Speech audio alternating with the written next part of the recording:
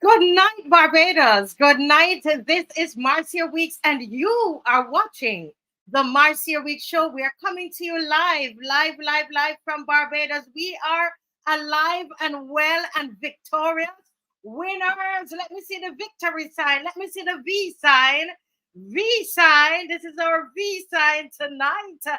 Everybody who is logged on, V sign and greater shall this nation be, and greater shall our nation grow in strength and unity.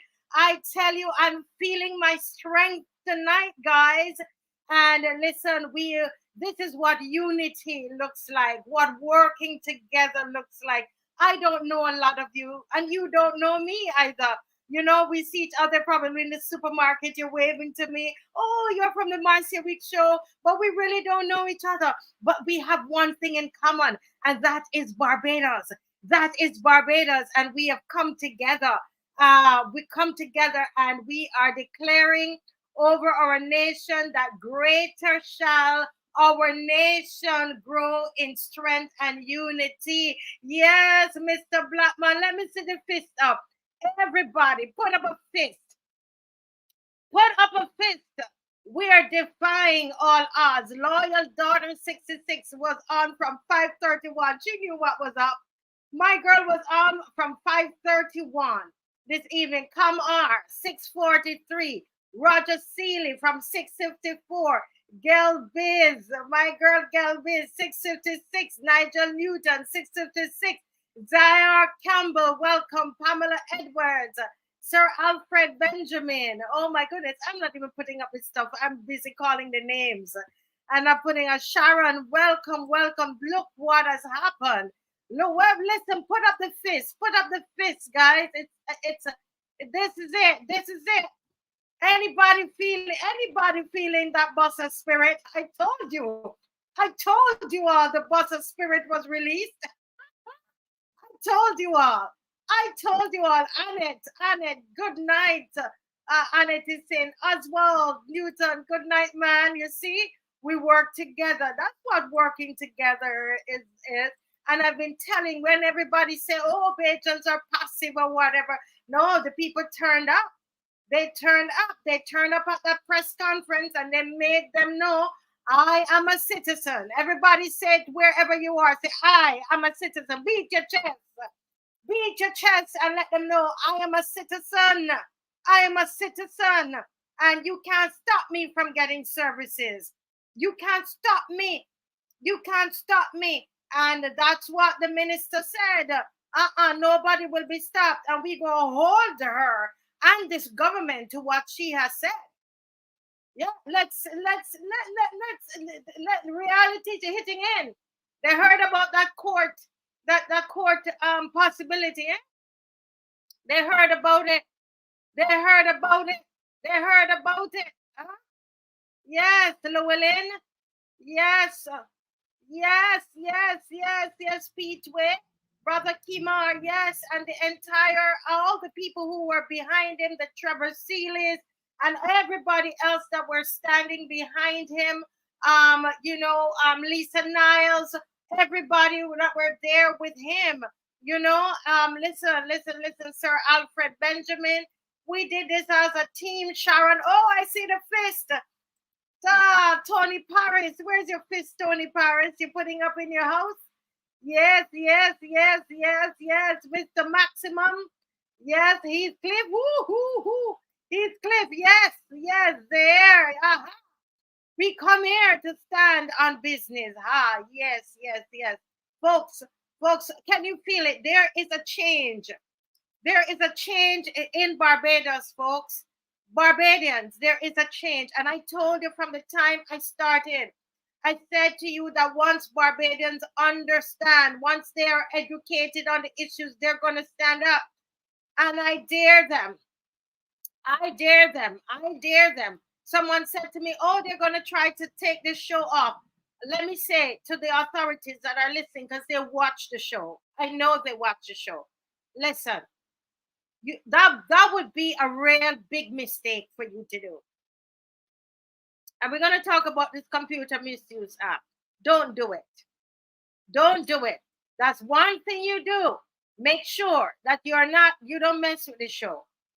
Because if you mess with the show, we're going to morph into something else. It might not even be anything I'm doing. It might be something somebody else is doing. But it's not people at this point. At this point, there is no turning back. We have turned a corner, people. There's a corner that we have turned. This same government that forced the people to choose the private sector, to force the people to take that thing in their arm. Listen, all of that. No, everybody knew that it was wrong. It was wrong. Here again, they had to pull it back because it was wrong. We knew in ourselves that it was wrong, and it was wrong. Huh? And for those who say, "Oh, they're just making noise," no, we weren't just making noise. We weren't just making noise. We're going to go through the statement and look at the wording. And we still have many, many more questions to them. But before we go any further, oh my Lord, people are just logging on. Oh my gosh, on Facebook and everywhere, people are logging on. Yes, we will not be silenced. We won't be silenced. That's why I tell them, whatever laws, you're coming in with laws to try to stop the show. They're trying to stop the show. That's what they're trying to do. But they need to understand we will morph into something else. That's what we will get outside. We can go on the streets. We're accustomed to that. We will turn up on the streets. That is what will happen. Yeah. Now, folks, it's 7:07. I love that number. And this 7:07, we are going to listen to the national anthem. We're going to play that tonight because I feel the patriotism. You feeling it? All of you people are logging on left, right, and center. You all feeling the patriotism? Anybody feeling it? Listen. So let's play the national anthem. We're going to play that national anthem. Hey, and wherever you are, you stand to attention to it, please. You're in your nightie, you're in the kitchen, only if you're driving, of course. You're going to listen and be patriotic in your heart, right? But listen. We're ready with the anthem. Let's get ready with the anthem, people.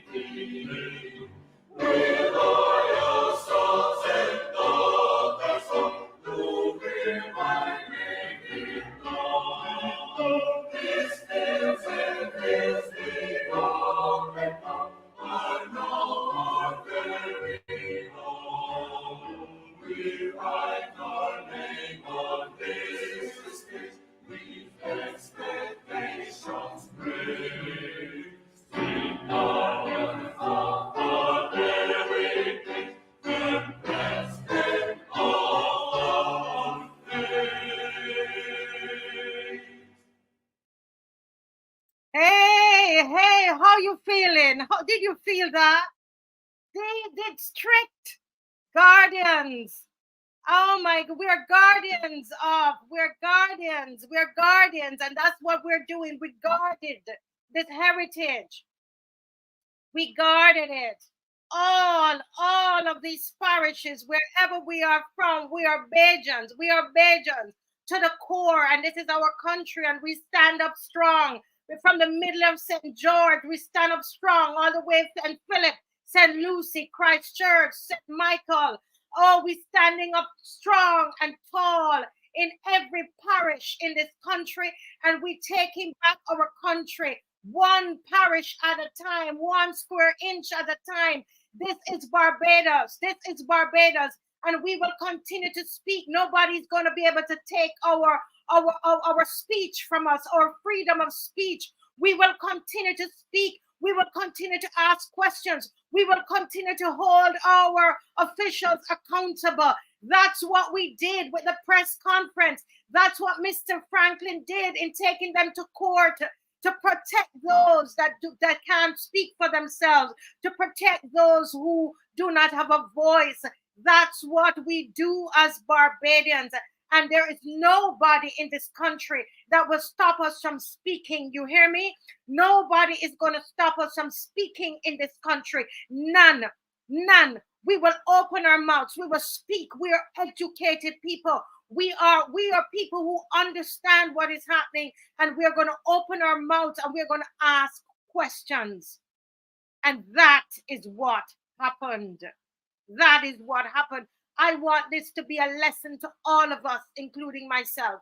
All of us, when it doesn't sit well with you, don't doubt yourself.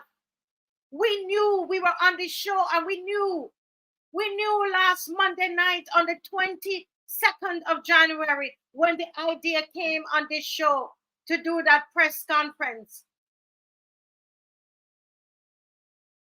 We knew that something was wrong. We knew that they were trying to take something from us. We knew that our constitutional rights were being trampled on. We understood that, and we acted on it.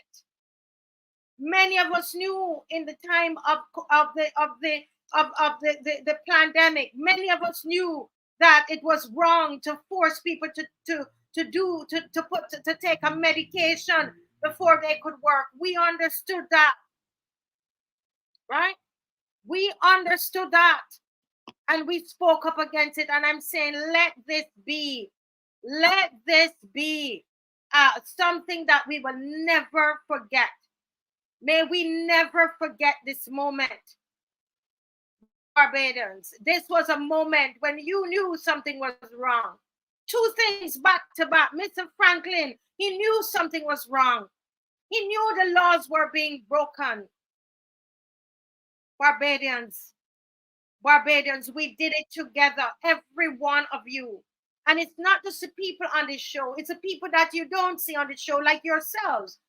You were using your Facebook and your WhatsApp, and you sent it to your MPs. Some of you turned up at the press conference. You've been speaking about this for a long time because you are awake and you knew something was wrong. The Fred Corbins, who were not at the press conference, Bunga Lights, who was not at the press conference, Lumumba was at the press conference. All of these brothers have been speaking up about it. It's not just the Marcia Week show.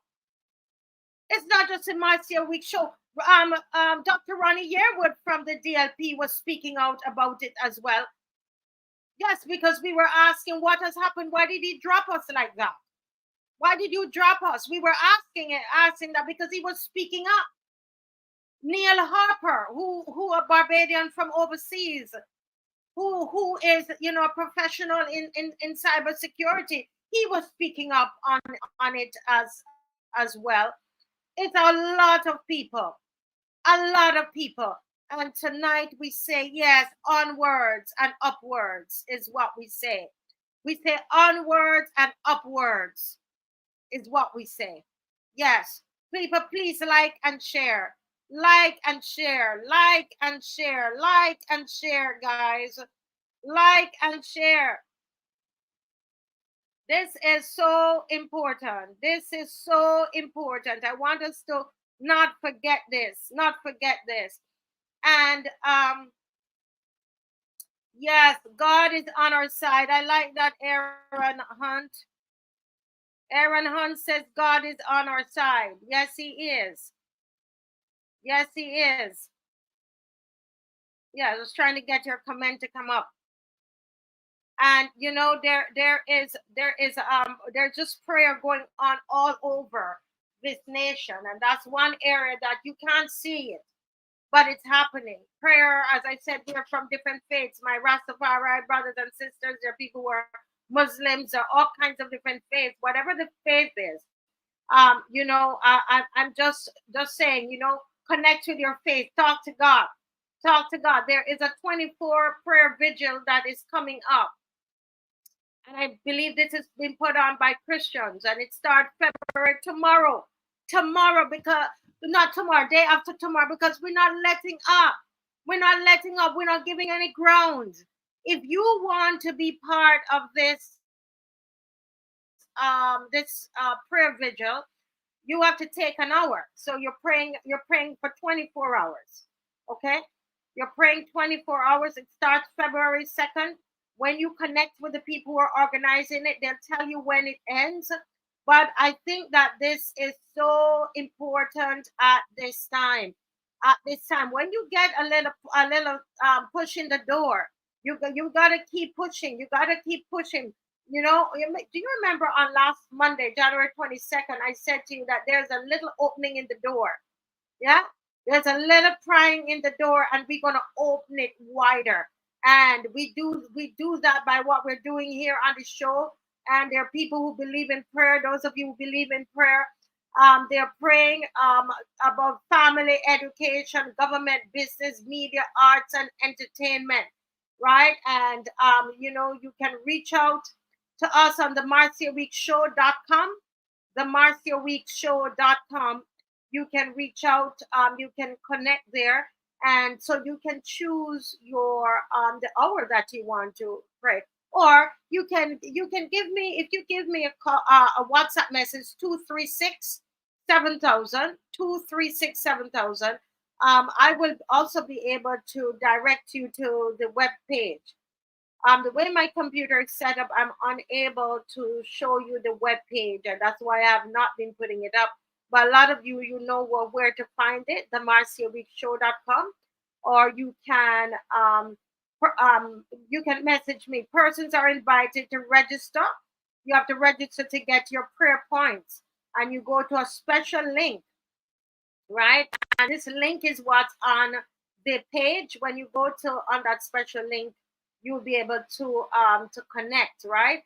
They're praying for righteous government, that righteous persons occupy the seats of government, for a righteous constitution and laws relating to all areas of civil life, for the repeal of unrighteous laws, decisions, and a halt to the advancement of unrighteous laws and agreements.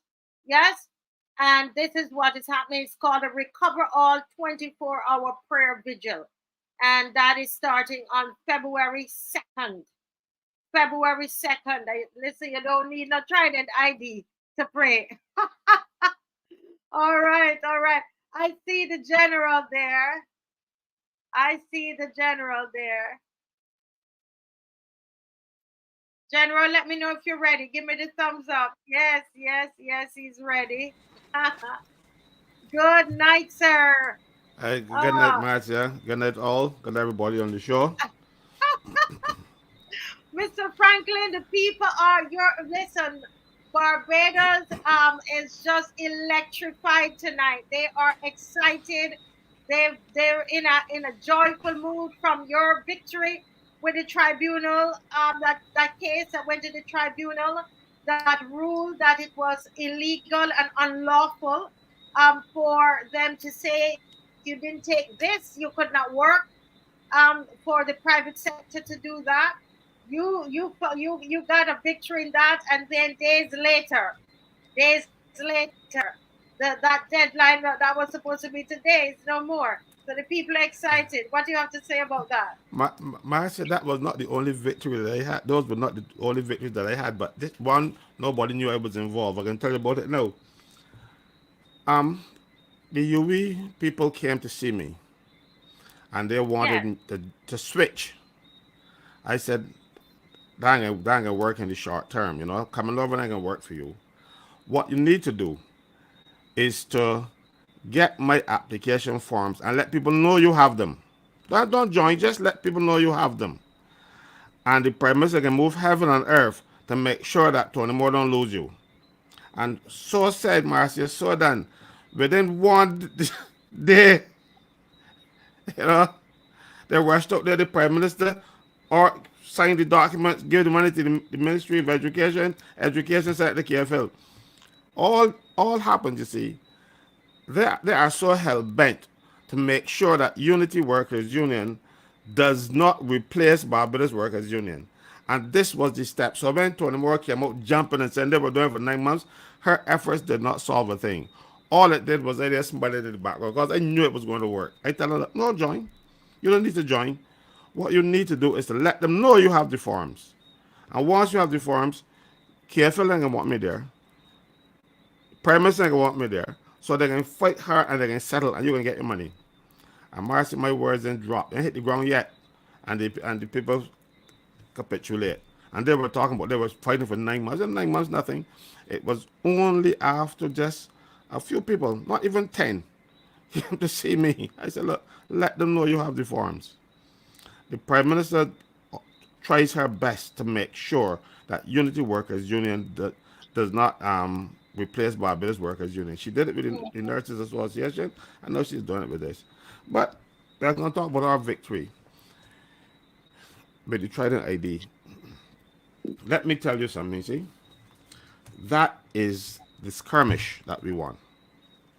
There is still a battle ahead because I don't trust anything that Marshall Caddle or anything that any of these people on the government benches say. And you know, even though they told us, let me just that we did it, that they did away with the deadline. Well, I was intent to go take them to court. I promised you that I was going to take them to court. Well, that saves me a few dollars. But they just can't say so. They're not kings and queens, feudal lords and masters. They're governed through a parliament.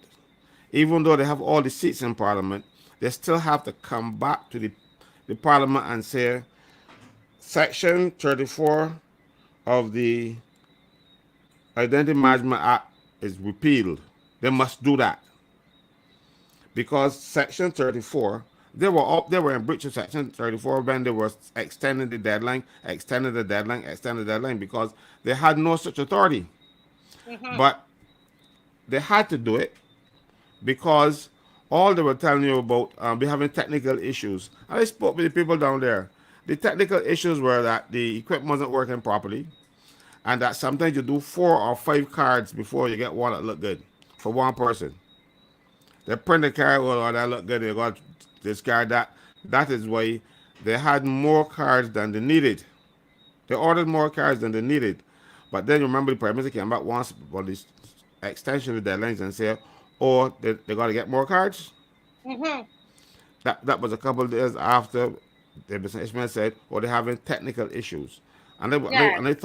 I thought they were lying. They were both telling the truth. One, there were technical issues because they couldn't get the cards printed, and they were chewing up the cards. And two, since they mashed up the cards, they didn't have enough, so they were both telling the truth. So they keep breaching the law because you see, even though this is not a major thing now about getting the act repealed or the sections repealed, we have to be careful because if they do it with this one, Yes. they will do it with others, as they have already. So we have to stop them because next thing you know, they will be just like the Prime Minister with the spoken word or the whatever or the thing of her pen. She will repeal laws and replace them and change them up as she likes. She Correct. has to come to Parliament. They are disrespectful of our system of government. They do not care. They just like power. No, if you pass legislation to say that you must do A, and then you want to stop doing A, you then have to go back to the same Parliament you passed it in and say, oh no, no, we're changing that. And Mm-hmm. Parliament will approve it. And I'm sure Parliament will approve it because they got all 30 seats. Yes. So why are they not respecting Parliament? There's no large opposition that they got to be afraid of. Nobody speaks out against them in Parliament. So they're so disrespectful. No, you must obey the Constitution. The Constitution says Parliament must make laws for the peace, order, and good government of Barbados. It doesn't say Mayor Motley or Marshall Cattle. They have to go to Parliament. And they keep ignoring the Constitution. They keep ignoring Parliament. They just do what they want to do. This place is not theirs. Mm-hmm. Mm-hmm. And Belgians must stand up because when you take away one little right here and a big thing, and then they take away another one, eventually you don't have any. Yes. So they need to come back. Because they say, oh, we're not going to be the card's going to be valid. Is it going to be valid for presentation to the banks and getting services, or as earlier we said, can I still get my driver's license with it? Well, say so. Can I still go to immigration and get a passport? Then say so. Can I vote with it? Then say so. Because they had outlawed all of those things. Mm-hmm. So, but they said they're extending the thing, and the banks can use it, and you can get for these services. Tell us what these services are. But I can tell you what happened here, right? You remember I keep telling you that this card was not a homegrown thing. That this is a Yes. project that the government has to do for us. We are a sample. They are sampling us. Barbados is small enough to use as a sample for the larger countries. And they want to work out the kinks with Barbados. That is why Barbados have to rush and do theirs first. Because the Yes. EU, the European Union, wants to do theirs by 2030. So what Barbados Mm-hmm. rushing to get theirs do by 20, mind you, they did it by 2021. But they couldn't get the things work, so they push it back and they push it back and they push it back. But since 2021, they wanted to have this thing in place. And other countries want to get it by 2030.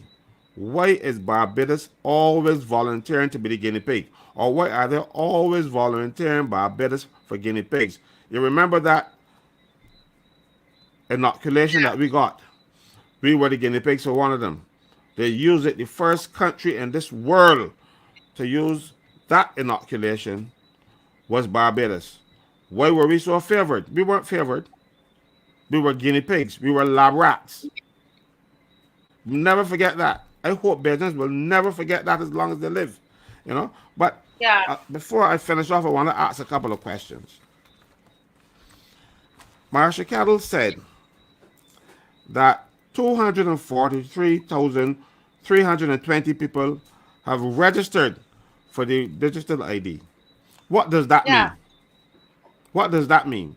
Does it mean Mm-hmm. that 243,320 people have the digital ID, or 243,320 people fill out the forms? Because registering and actually in possession of the ID card, something completely different. Mm-hmm.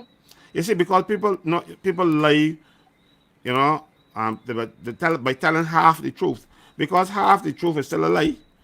Because you didn't tell the whole truth. When you go to court, they tell you swear to tell the truth, the whole truth, and nothing but. Yes. Marsha Cattle, well, she's Muslim now, so she don't swear. So she could come and tell half the truth. Because tell us, how come we have almost 90%, 88% of the population? Now, help me here. Every year, about 3,200 people, children, sit the common entrance exam. That's the average. So we have but the people who get the ID card are under the age of 16. So that means we have 15, 15 to the 30, 15 to the 45, and 348. That's 48,000 people that wouldn't be getting the ID card. So how come we got so many people? We don't have so many people. We don't. Not we don't have so many adults. Right. That's the question I was asking because as far as I'm concerned, from what I read in the Beamer, it's 16 and over, right? So I was wondering. Yes, we don't have so many adults in Barbados. That is a total untruth. You see, so but that information is not for us. That is for the international people who commissioned the study on Barbados because they needed to get 70%. Yes. Just like with the inoculations, that they had to get 70% in order to get money from the US. Because Biden himself said, and I heard him, and I saw him on TV, and I heard him saying that they have this fund for people, for countries. And if they get 70% of the population inoculated, the United States will give them so much and so much money. So that is why Barbados was pushing this 70%. Come hell or high water, we want some of that American money. Had nothing to do with our health or anything, you know. They wanted money. It's like prostitution. They prostituted the country to get money. And now, they're going on with this ID card thing. The same thing. They want 70%. 70% of Barbados up and running with the ID card. That's a good enough sample for that they could use. These people are deceiving this government is deceiving the people of this country, and they're lying to us. They are not telling us the truth. They're coming with half truths every time. If you go back and you listen to all the statements that they have made, they will be conflicting. They don't tell the Yeah. truth. But why should people volunteer the people that they love, this country that they love, so they say, as guinea pigs? Sit down and let some boys be guinea pig now, and then we could come in there so and if it works then for us, so be it, we'll do it. No, but we gotta be upfront. We gotta be upfront because we want the people money. Mm-hmm. What the government needs to do in Barbados is to look for investments so that people would invest in Barbados and provide jobs, not to prostitute themselves before the international community, then use us as guinea pigs to get loans because they still got to pay back these loans anyhow. Mm-hmm. Mm-hmm. You know, so I am really upset, you know, because we have a government that is devoid of any forward-thinking ideas that can push this country ahead of where we are now. All they're thinking about is they're going to get loans. But Kadir, I have grandchildren, 5 of them. Their children will be paying back these loans that me and Motley I encourage, you know. I thought my grandchildren, children. I ain't talking about that my grandchildren be paying these back. And rather than put the burden on the next couple of generations, she should be looking for ways that if you want to enjoy the benefits, work for them. Do not put it on people who weren't born yet. But you know what happens here? When the government incurs these kind of debt and they serve their 8 years and get their pension going on, you know, it's about its problem to solve, you know. So this is a sinister move by this government to get their hand as much loan as possible, as much and incur as much debt, and then they get their pension, they go about their business, and they sit down there and they enjoy the fruits of their deceit. And I was going to say labor, but I was wrong. They're laboring, and then leave the burden on people who ain't breathe a breath of air yet. some of them the parents ain't meet yet, and Yeah. they're going to be there's some of their parents ain't born yet. They're going to be paying back Mm-hmm. this money. That ain't good enough. Mm-hmm. That is not good enough. Yeah. Everywhere they go, you remember they tried to carry away the national insurance money, and we on this show stopped them, Marcia, because That's it. we identified them when they said that the prime minister, that the state would advise the minister of finance how to invest Mm-hmm. national insurance money.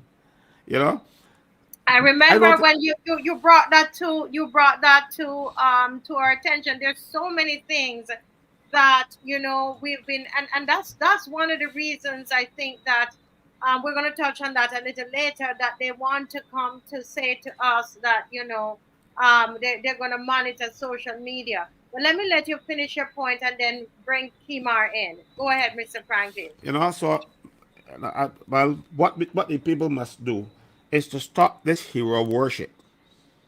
Look for results. If I don't care what bright red you wear or what green you wear or what purple you wear, if you Yes, are not doing the job, go along. And if they don't go along, we send them. correct. We had an election in Barbados, the last election. It was the lowest poll ever in the history of Barbados because the people were so fed up with them. And they don't realize that when they're fed up and don't vote, is a vote for this government. That and the people must understand that. People turn off. I hear people tell me, I will never vote again. I can vote every time because I want to have a say. So if I live to a million, every time I can vote. If I burn oxygen and the God build me up there, I want to vote because we didn't shed a lot of blood for ours, but our forefathers who worked in the fields, who work as slaves, they didn't have the vote. They didn't have the vote. And those prior to Grant Adams introducing universal adult suffrage, only people who had a certain amount of land could have voted, or if you work for like how many shillings a year, can't remember that figure, no, you could vote. So that meant that the vast majority of Belgians could not vote. I know that we have it. You see, a lot of the young people today did not suffer, and so their parents protected them. So they think that these things were always there. You know, when I hear people talking about they're gonna get their vacation pay. Vacation pay is something in my life that happened just before I born. You know, it isn't something that was always there. It was fought for. You know, one time the people used to pay you on the plantations and say, "Well, we got the money for you, so we can get a bag of cut yams." And you work a whole week in the plantation, man, you get a bag of cut yams. Mm-hmm. The others introduced legislation to ban that and say you got to pay in legal tender. And now this government and people in the private sector want to pay people with time, getting about time. You can't get time, and I said time, not fine. You can't, you can't, you can't take time into popular and tell Bertram, I work overtime and they give me back. I'm low there, so I want some goods. And the government knows better. And then Barrow signed, but he didn't sign it himself, but his emissary signed the Protection of Wages Convention in on the 8th of May 1967 to outlaw that. And then in 75, they brought our legislation that Grant Adams brought in conformity with the legislation. And this government refusing and still paying people with time, telling people Mm-hmm. you back a load there. A load there is you don't a load there does not pay anybody anything. All it does, because let me explain, I can finish here now. When I work for you, Marcia, Mm-hmm. I give you my labor and you pay me with an asset that belongs to you. That asset is called Mm-hmm. money. When you pay me with time, that is not an asset that belongs to you. So you got my labor for nothing. Unless you name Jesus, that asset don't Mm-hmm. belong to you. That asset time don't belong to you. And this government knows this and they continue to do it. And we got a nuisance minister level. Well, let me start on him now. come, call Kimar. We get a chance to talk tonight, so let me get Kimar in. You know. Yeah, yeah. I mean, but thank you for those opening remarks, there, Mr. Franklin. Just as Kimar, I don't know if he's ready to come on. Before he comes on, I want to just read the statement, official statement. Read it officially on the show of Miss Caddle. And I know people are asking when is Mr. GLYNE coming on, and he's going to be. I believe he's ready. We were having some technical issues, but he should be ready by 8 o'clock to be on, right? But let me just read here, please. It says government is no longer making it mandatory for Barbadians and citizens of Barbados to switch to the new Trident ID card. As promised last week, a ministerial statement today fully explained that the January 31st, 2024 deadline for the use of the old Barbados National Identification Card is now void. Ministry of Industry, Innovation, Science and Technology, Marcia Caddle, stated today, Tuesday, January 30th, that the deadline has been removed. Sir, she said, the deadline has not been extended. The deadline has now been removed. As of February 1st, 2024, the Electoral Boundaries Commission returns to its normal operations and regular registration process, Minister Caddle said in the House of Assembly. She revealed that as of January 26, 2024, 243,320 residents have registered for the Trident ID out of a population of 260,090. In her first ministerial statement as Minister of Industry, Innovation, Science and Technology, Caddle added Barbadians who have yet to obtain or register for the new Trident ID card will not be hindered when attempting to receive government services. It has been my judgment, Mr. Speaker, supported by the Cabinet of Barbados, that this overwhelming uptake of the digital ID by Barbadians means that this government need not act as an irritant to even a handful of Barbadians by insisting on mandatory adoption of the digital ID card, nor run the risk of disenfranchising those most in need of government services.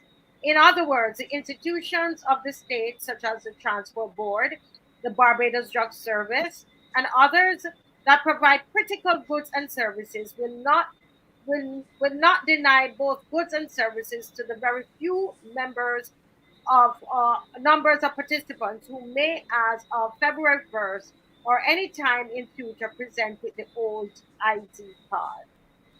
And then she says, furthermore, we have had discussions with the Central Bank of Barbados, which has agreed with us to take a similar approach in dialogue with the financial institutions which they supervise, she said. And it goes on and on. But you know what is interesting, Kimar, are you there? Good night. Hi, good night. I'm here. Yes. Um, Good night, uh, Kimar. good night to Yes. you. Good night to Caswell, and Hey, good night, good night Kimar. to Good to hear you. You feel good today? yeah. Yeah. I'm still gonna have my camera on, but for now, I was just letting my voice to the conversation. But Yes. I'm feeling really good that the minister's statement vindicated us and our position as the loyal opposition. Um, they knew that what they were doing was wrong. So when we called them out, they pulled back. They even pulled back even better than we expected. Because we thought that they would have just extended the deadline and gone against the people as usual. But they pulled back and they even canceled the deadline altogether. No, I don't realistically believe that all of those people that they claim signed up for the ID signed up. I do not subscribe to those numbers.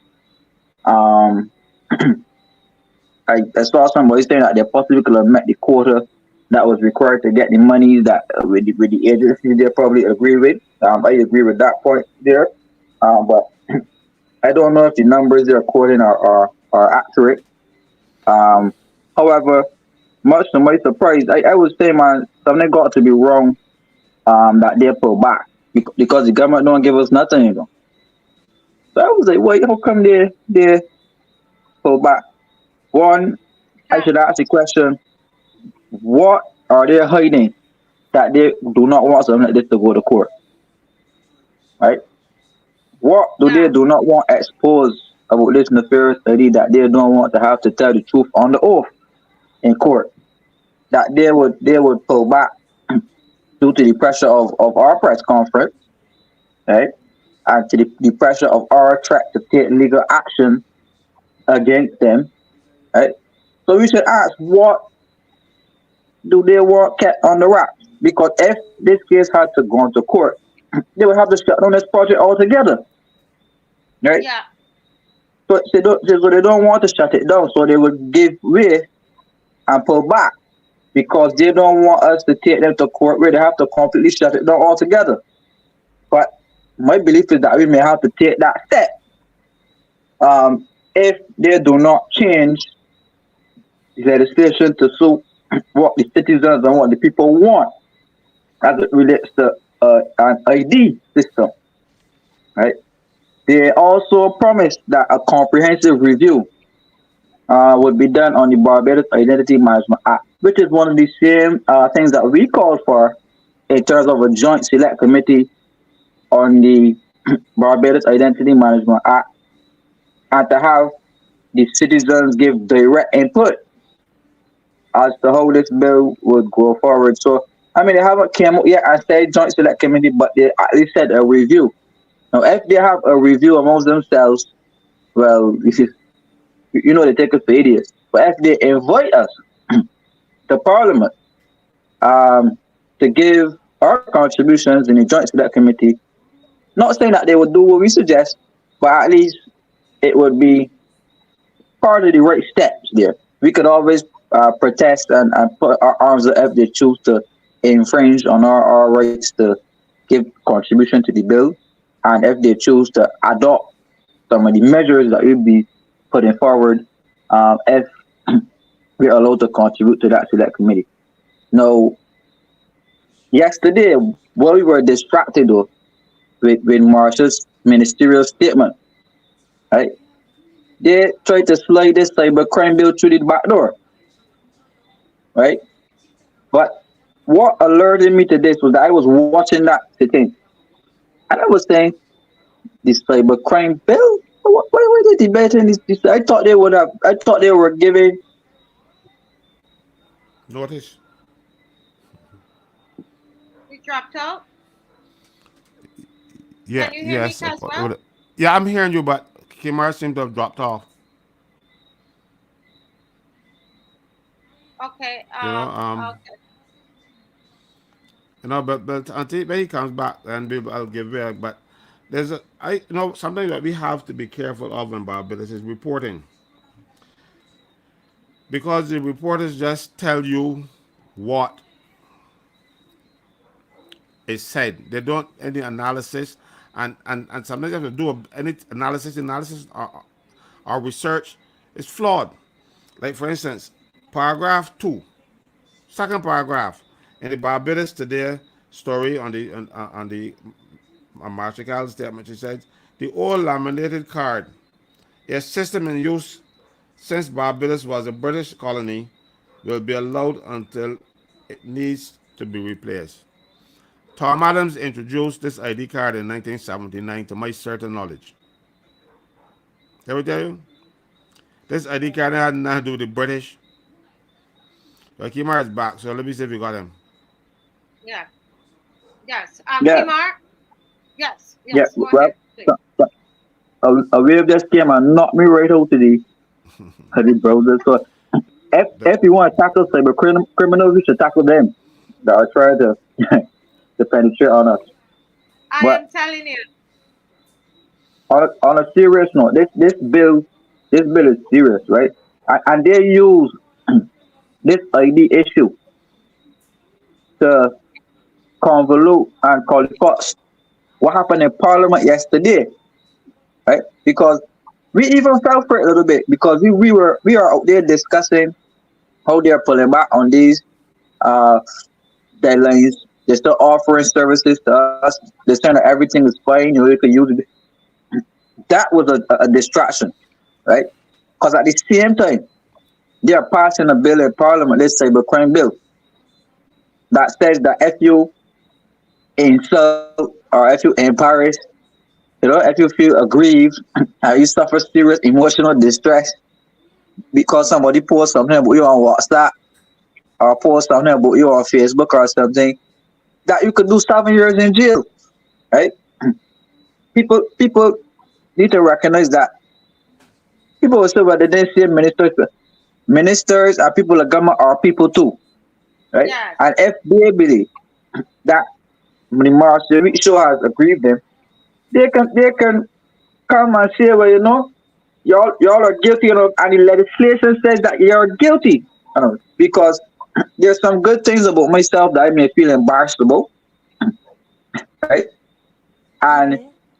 you post that online, not in a sinister way or evil way, but I just feel it's slightly embarrassed me because I didn't want anybody to know my business side to him. You're saying to me that I can now sue you and you will have to pay $70,000 or 7 years in jail, right? No, no, it's not a And question of them suing you. It's a question of the state suing you because they're gonna lock you up. You can't sue me and get me in jail. So this is a serious crime. They want criminalize people. mhm, right? I agree with you, Caswell. So 5 years in jail or both. I saw somebody send some comment. I think it was one in chats that I would have quoted section 23 where the police could come into your premises and seize your devices. And the person was referencing the fact that you had to get a warrant. Now, let me break down something for people, right? The act, or the, well, not the act, but the legislation says that if they suspect that a crime is about to, is happening, or has been, how could you get a warrant in the midst of a criminal act? Like posting something on social media, right? Hmm. It's just not practical, right? So warrant or no warrant, how many houses in Barbados have the police ran through without a warrant, right? And they got one of their corrupt magistrates or whatever to back their a warrant for them, right? These things happen, right? So this equates to Nazism in Germany, right? When you do not Correct. speak the way of the government, they will send the police up to harass you, right? And to target and victimize you. And they're using the state now to try to prosecute people and to bully them because they are trying to respond. Remember that the Prime Minister called us, uh, what did he say, that we were committing treason, Treason, yeah. right? Right? So our mouths speaking truth to power is being labeled as treasonous by the Prime Minister of this country. So you can see in this cybercrime bill that this is a direct target to people like us because if we make them feel, and you can quote the legislation, right? If they say that we cyberbully them, or if they say that we use our communication devices to embarrass them, that if you share images or words without caring if they are true or not on online social media platforms, that you could be fined or jailed. Uh, Marshall, how many times have we put images on here that the Mm-hmm. people, the loyal opposition crafted in terms of memes and comedies that we can have a light Mm-hmm. moment? They're saying to Yeah. us that if we put a meme with one of them, right, that they could feel embarrassed and they could claim emotional distress. I try to get this state to lock us up, right? Correct. So this is a direct target on free speech, and this is a direct target to muzzle, and they dare say muzzle the Marcia show, and to Mm-hmm. muzzle the social media bloggers out there who are standing up and speaking the truth on this government, because What we did with that press conference was unprecedented in Barbados, and they want to take the very thing that they used to pull down the last government, right? They don't want people not because social media has no turn on them, right? That's it. Eh, That's it. You know, Kimar, It is just more one quick sinister. comment I'll make here, before before Mr. Murray comes on, and it's, you know, you remember how this that the BLP, the kind of um ads and so on that they did during the two elections on social media. You know, I mean, what they did to Mr. Stewart and all of that. All of them should be in jail for 7 years or paying the $70,000 for all the things that happen. You know, they use what they're outlining in that bill is what a lot of those people used, you know, during the campaign, during the political campaign. So they use social media to promote lies against people, you know, against the other party to get into power, and now saying that you can't use social media now that they're in, you know. So I'm in total agreement with you, but we have another 10 Marcia, minutes. it is Yes, more quickly. Yeah. sinister. It is more sinister than a lot than people realize at first glance, you know, because this act, it says this act applies to an act done or an omission made in Barbados on a ship or aircraft registered in Barbados, or now this is the one that is the sinister piece, by a national of Barbados outside the territory of Barbados, if the person's conduct would also constitute an offense under the law of that country where the offense was committed. So, you know, so a lot of those people who sent things to Sherry Veronica, she said about here, all them boys can get locked up. All of them. You know what I mean? You know, see, the thing is, they use this weapon. I know they want to outlaw the same weapon that they use because they know how effective it is. But you can, I out there in New York, tabling my thing, and I post something on my, I ain't committing a crime in Barbados, but they said because I'm a citizen of Barbados, I am guilty of an offense and punishable in Barbados.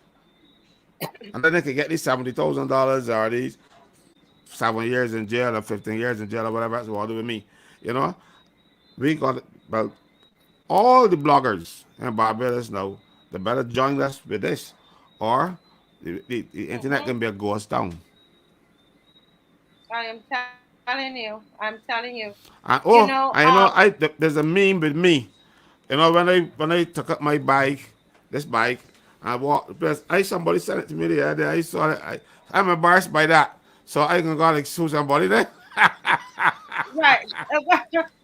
Somebody, there's a meme with you, you know, and that's the thing. I mean, somebody made a whole thing with me, because I speak against the government, and they did a whole thing with me, and already you move on. But no, they're going to take this up, but as I said at the beginning of the show, you know, Kimar and Mr. Franklin, the worst thing that they could do is to do anything as to make it even appear that they're trying to shut down the show. That's the worst thing that they can do, and I know they listen to the show. And I'm saying to them that that will be the worst thing you can do, because this is something that's coming from the people. There's no politics behind this. This is coming out of patriotism, and so to touch the show, really, people will just morph into something else. That's all will happen, because it's inside of them, you know. That is what's going to happen. And Mr. Murray, who is coming up very soon, will talk about pressure groups and political leadership, and how this is what we're doing is nothing new. You know, these are you know, there have been other groups before. You know, so let them try. But just before we introduce Mr. Murray, let me just read the statement that was prepared by several persons. We sent it around, and different persons had input in it. And as we said, it's from the citizens. You know, we even put it in the chat and asked people to comment, and they came back and forth. And at 4 o'clock, we sent it off, right? But it says we will continue to seek legal counsel. This is a press statement from the citizens. Those of you who are in the chat would know that we sent it yesterday. We will continue to seek legal counsel on the legality of the Trident ID card, in which the government seeks to give these Trident IDs the status of a Barbadian national identification card. We are happy that the deadline has been removed regarding the Trident ID and that Barbadians can use their own IDs in further enjoying their rights as guaranteed by the Constitution of Barbados. We are, however, still awaiting answers from the government. And for the people in the government that are watching, this is what our concern is. We are, however, still awaiting answers from the government regarding the safety of data for Barbadians who have pinned the Trident IDs, and further clarity as it relates to pinning the card along with receiving services and voting. So we want to get some clarity. It's not very clear in that we understand what you said about the services to those of us who don't have the ID. Okay, but what about the pinning? So we want to make sure that we're clear on everything. Okay.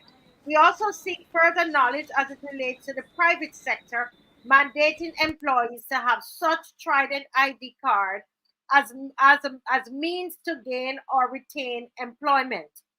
In addition, internationally, the government should clarify and rectify the fact that the old laminated IDs are being rejected by border enforcement of countries such as Canada. Barbadians at Canadian borders are being told that only Trident ID cards are the accepted form of national identification of Barbadian citizens.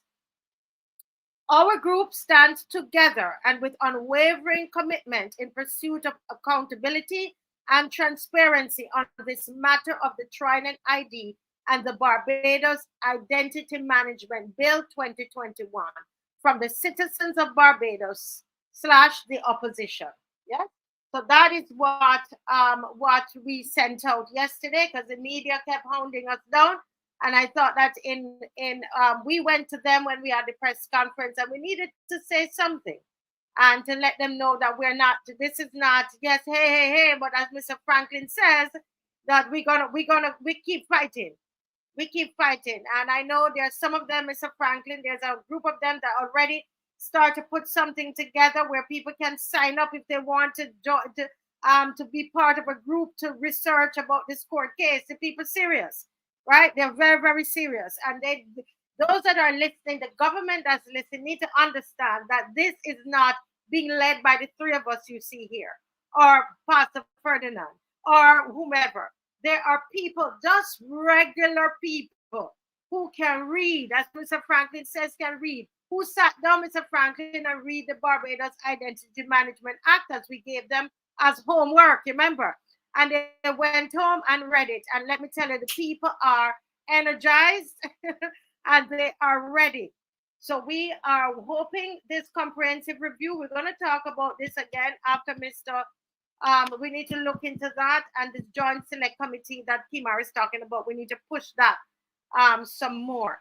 But tonight, it's 8:03, and we told you that we're very honored this evening to have with us Mr. GLYNE Murray. And I am just this is just a wonderful occasion, and it's the first time actually meeting him virtually, and we haven't met in person.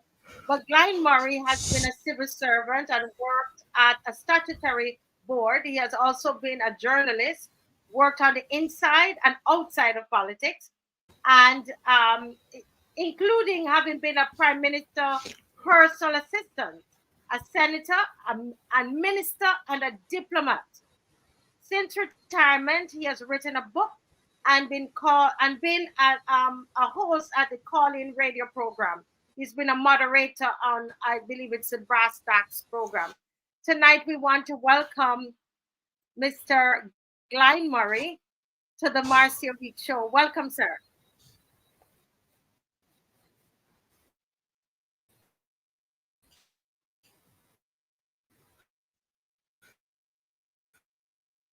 Okay, he's been having some He's difficulty with his frozen. internet. Yes, that's what when we checked. Hello, are you here? I Okay, trust there you you're got hearing him. me. Yeah, we got you now, Glenn. We got you now. You're right. There was a little delay. So we were telling you welcome. We look forward to the education tonight. This is a program where we get educated, and so tonight you are talking about pressure groups and looking at Thank them you. past and present.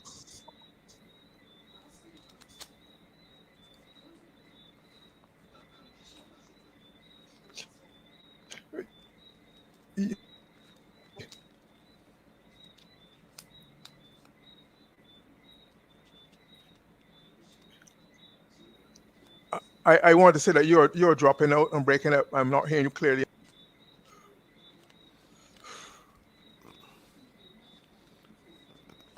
So Martha, he's taking. yes, he's taken, and this is what Kima, you know what this is all about If here, anyone can hear right? me, And I just want to report that I might end the internet. yeah, The we're video is hearing gone you, but largely you're from there speaking. You're dropping in and out. at all.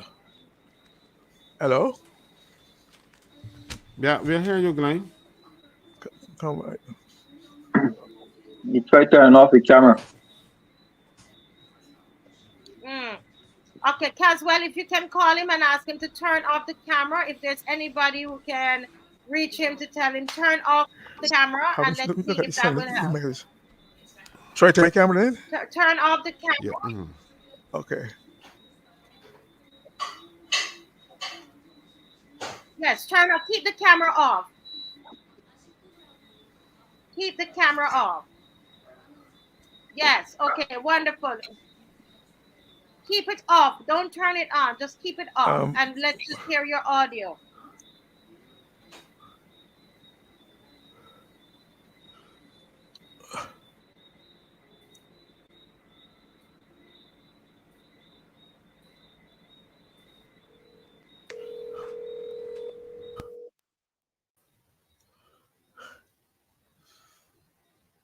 Okay, guys. While we work that out, we are trying to work that out. We've been trying to do that since 6 o'clock this evening. Unless you think that we're just trying to do this on air. Dr. Ferdinand, my husband, everybody been working on it with him, but there is a challenge with his with the internet, and so we can't hear him. But let me just say here, guys, Kimar, let's continue our conversation. Kimar, Okay. someone Yeah. just sent me a document Come, and come, from the Lynn. UK.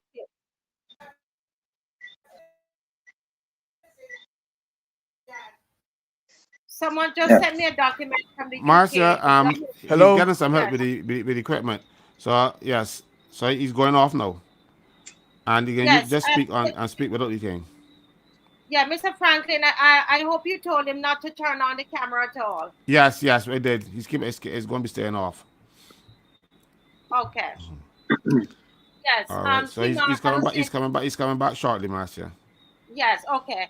So, Kimar, I know that you were talking about a joint select committee and where there's consultation and so on. Do you know that that is exactly what they're doing in the UK? Well, I didn't know. I just thought something that would be appropriate for Barbados given the severity of this thing, and Marshall Cattle speaking about you need to be open and the need for them to share information with the public and how she identifies is going to be a challenge, but if they engage the people, it'll be easier. So the best way to engage the people at that level would be to have the joint select committee. Yes. And that this is what we will look at this this document. I will email it to you. And I know that in Trinidad, they have an ID in Trinidad. It does have a QR code on it, but it's not. You know what? Everybody doesn't have it, and it has nothing to do with services or anything of the sort. It's just an ID. And I think for the government officials who are watching, everybody knows that. I think that most people know that the laminated IDs, that, they're not necessarily the most secure and they get tattered easily. We understand that. But I think what we want is the option of just having an ID. We don't want to be hooked up to any system. We don't want anything funny with it. We just want an ID. Just replace the ID. Is that what we want, Kimar? Well, every time upgrading the blue one to a more secure structure card, I can understand that, because you're trying to protect people from just going to printing on the laminated cards. But I know by that the government of Barbados I'm has a sorry. way that they could install security features on those laminated cards that they would know if the copy, if the real, or if the fake. Yeah, Glenn is Happen. back. That's crazy. Glenn is back. Let me see what happened here, Marcia. Yeah. Okay, let me see 1 second, Kimar. Good evening, Mr. Murray. Hi there. Is there any better? I'm still having Oh yes, problems. Can definitely I better. Keep the camera just do it off. to my phone? Yes, keep the camera off. We can hear you. Don't put on the camera because it's taking up Can your can we bandwidth. start? Can you? Okay. So what should I? Hold on a sec, please. I'm trying to get some help so I can get on the phone. I they say use my phone.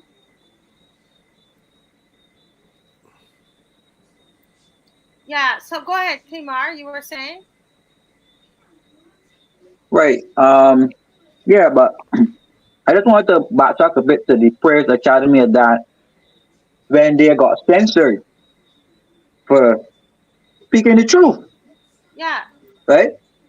So if Prayers Academy was censored for speaking the truth and having the truth in the play that they're on two genders, I can't remember the words with Greg Renick that it was insensitive or Mhm. some type of words they use, right? That It was seems a very piece. I wrote the piece, so I can tell you. It's a piece that was based on Genesis 1:26 and on biology, on science.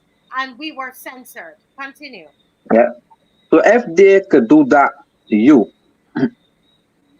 in the physical world, in the virtual world, that same exact thing is going to happen when you start to speak the truth. Because if they can do it in real life, imagine on the internet, if you start speaking about, if you put that same piece on the internet, they would ban you. Correct. Barbados, Barbados, they didn't even want to carry it on their platforms. And they're supposed to be a free media, right? So I want business to wake up and recognize that this country is on its way to a full authoritative state with full state control. And the prime minister is basically the head of the country who controls everything. And they, through this cybercrime bill,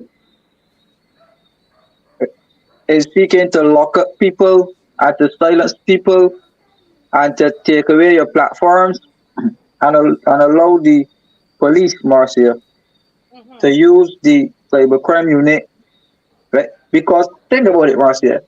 How would you know or suspect that a cybercrime is about to happen if you were not already surveilling the people,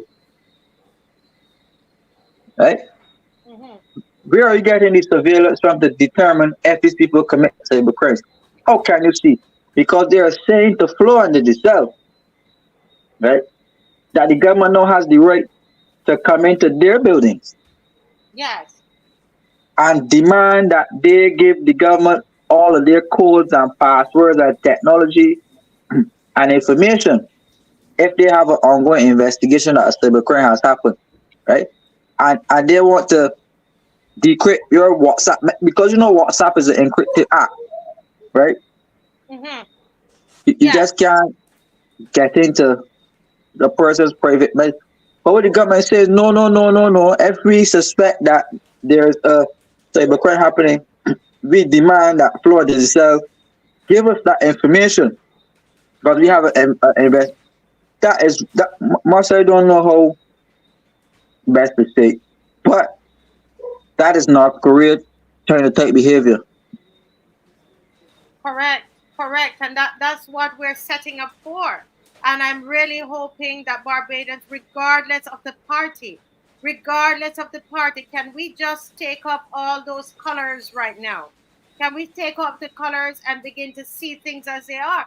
If there is nobody who can listen to that piece from Praise Academy that was censored, anybody who can listen to that piece that was censored by Praise Academy and not realize that there was a somebody wrote that is an overreach that is happening. And if we allow sit back, fold our hands with this cyber bill here, that they're trying to pass, worse is going to happen to us in here. Mr. Glenn is Frankie? backstage, Marcia. Yes. Okay. Let me try. If not, we will have to He's backstage. reschedule for another night. Okay. So we're gonna try again, and this will be our last try for the night, and then we will try again another night. Okay. Good night, Mr. Murray.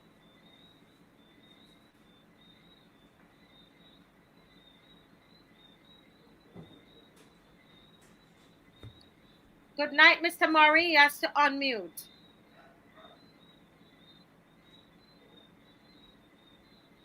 These things happen. Good night, guys.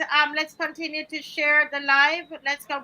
We want to talk, Miss Kimar, about this the Canadian, those that have been turned away at the Canadian border, those that have the old ID. We need to let's talk a bit about that, because that's something that I know people have said that has happened to them. Barbadians who are traveling. Can you highlight that a bit? Yes, well, as we said on this show before, because that was first revealed in on this show, right? Yeah. That people who went to the Canadian border are being turned back, and they're being told, in fact, they're being shown a book, and this book shows you the new digital ID, and they're saying to you that this is the only form of ID that they will accept.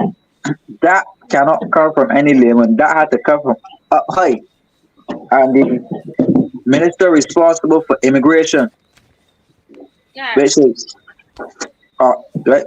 No, that foreign affairs. This Gary Simmons. But foreign affairs are into immigration. So I get called between immigration, foreign affairs, right? He would have to, or that order would have had to come from the office of prime minister or from the Ministry of Foreign Affairs, saying to the Canadian border patrols that this is what is supposed to happen to Barbadians, because you cannot tell a citizen, no matter where you are in the world, Barbados has diplomatic relations with Canada, right? And we operate on diplomatic protocols. So they cannot be saying to Barbadians that we don't want our old ID unless the government of Barbados say to them, this is the only ID that we'll take. So the government needs to come out and be honest and say that they've told the Canadian government to do that to Barbadians, right? Because they're trying to force you inadvertently to do it because they cannot mandate it in law. So they're trying to soft coercion. That again, the same thing with the job. You can't travel as you like, right? You can't do, and they're trying to put all of these stipulations, Marcia, covertly to get us to come to get this ID. You are asking for an impossibility, Kimar. You are asking this government to be honest. That Come a will little not closer happen. to the mic. Come a little closer, Mr. No, I'm Frankie. saying that he's asking for an impossibility. He's asking the government to be honest. This government, honest, not in the same breath.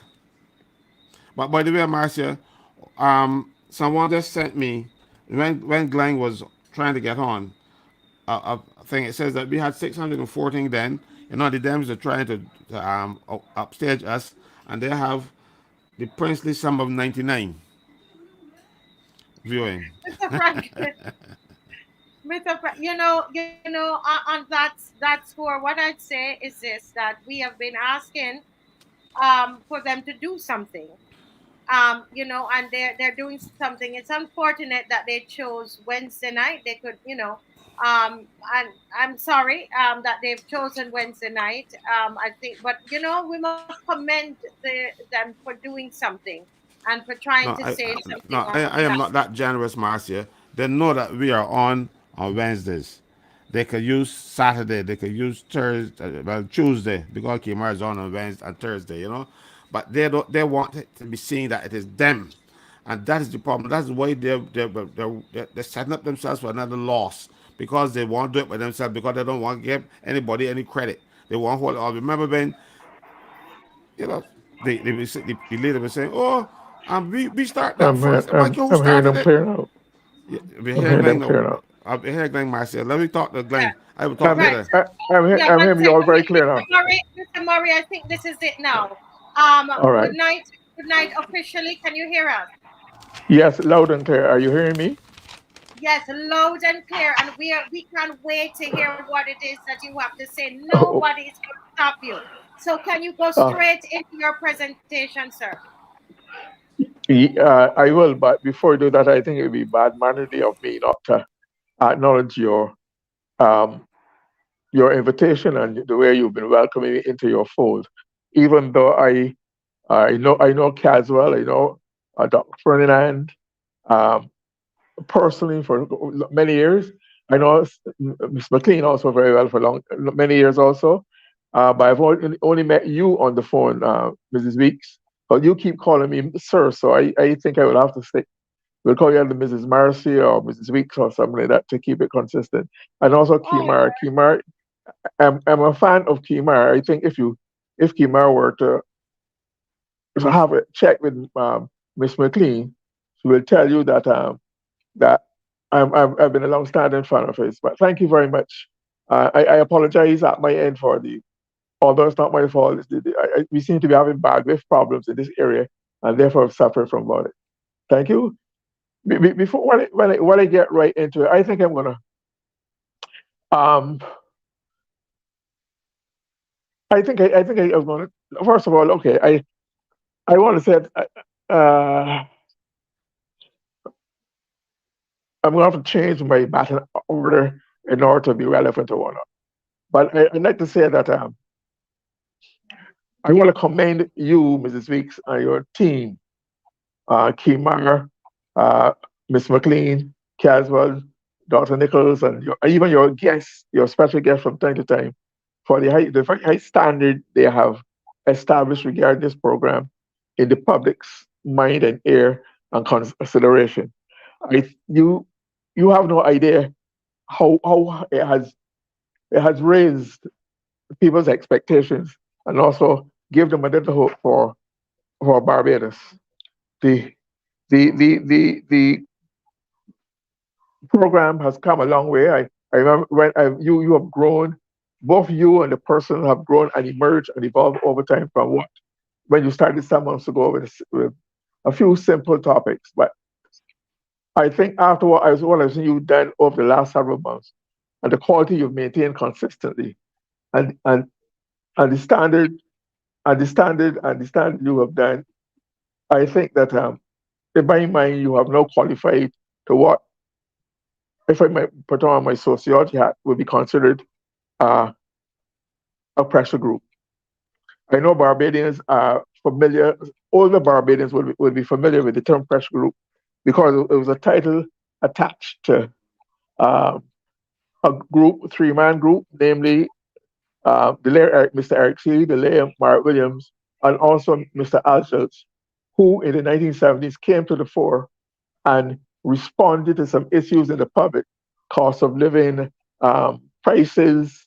They had dissatisfaction with the way Mr. Barr had handled the constitutional proposals, proposed amendments, etc. So there were a number of issues And what it says then is that just like they responded at that time to the issues of the day and the needs of the day and the sensitivities of the public, you have done the same thing at this time. And so right now, for the benefit of the public, I'd like to give you some ideas as to what constitutes a definition of what is a pressure group and what makes a pressure group, just to be able to give a context, a sociological context as to what is happening here. And then this will connect with what has happened to your group as part of the evolution. First of all, a pressure group is defined as an organized group of persons actively working together to defend and promote the common interests of themselves, their body, and the general public. I say it maintains a link between the members and the public and the great and the government, and not only the government but all the other civil authorities in Barbados. So it's that bridge between the government, the people, uh, other organizations, and the public. While pressure groups are focused on special issues and programs, they're all done to influence the government using all legal and legitimate means and methods. They do not take part. This is the classic definition of a pressure group. They do not take part in or seek political power as a group, although from time to time, persons who have been in pressure groups do themselves seek political office, as it would have happened with Mr. Jilts in the 70s. I think the city of Bridgetown, by election I think it was in late or mid '76, and also Mr. Mark Williams, the late Mr. Mark Williams, who ran twice in 1997 and in a by-election. Then he won in 1999 as the MP for St. Michael Northwest. So I'm saying that people do graduate from pressure groups, but as a group, they themselves, like I said, do not sell to seek political office or grouping. They use various techniques that take their message and their feelings and express the public's feelings to the government, to the other agencies, as a means of seeking to influence public opinion, either directly or indirectly. Basically, pressure groups, because let me put it in this context. As you know, there's the globe, there's the world that we live in, and from time to time we have earthquakes, slippages, volcanic eruptions, various phenomena that happen to the world, to the earth, and sometimes cause a great damage, injury, and death, and to people and societies and whatnot. But what the earth is seeking to steady itself. So when these things happen, it's seeking to readjust. It is what the scientists and sociologists call to homeostasis, or HOMEO stasis, seeking balance and stability, but they're never always completely stable. They're never dead. So the same thing happens to societies. There are always issues bubble up in the society, from erupting in the society from time to time, and then just like the earth produces a volcano or a volcanic eruption, the society produces pressure groups who seek to ventilate the public's dissatisfaction and their wishes and their dreams and their aspirations for the benefit not only of the group but also of the whole society. I mentioned the work of Eric Seeley and the People's Pressure Group. It's interesting that group in itself broke off after a while. There was a spin-off from the People's Pressure Group known as the People Pressure Movement. And that was because in politics, in art, in sports, or whatever human activity, egos and ambitions always come to the fore. And because even though there was no fight, there was no formal hierarchical structure, there was no president, vice president, et cetera, in the pressure group. In the same way your group is. There's an acknowledged coordinator or leader in a way, but there was nobody who is leader per se in the group. And because of, I think there was a disagreement between whether it should go become a political party or not. And then there was also the maintenance, no, they should not stay as a pressure group. and that caused a fracture between the two. But before that, but even before that, in the 1960s, when the country was convulsed in a discussion of whether it should be federation alone or federation, independence alone or independence within a federation, the Yes. Barbados Labour Party was arguing for independence within a federation, while the Democratic Labour Party was afterwards said independence alone. But it is interesting that it must be remembered, even though Mr. Barr took that position and led the party into independence and justifiably so uh, alone, independence alone, it should be borne in mind also that Mr. Barr himself ran in the 1958 by election who were trying. Barbados was to select 5 persons for the federal parliament, but he did not make that election, and therefore, what happened then? Mr. Victor Vaughan from St. John, who was an MP in St. John, he resigned. Mr. Barrow won the by-election in 58 and stayed on thereafter.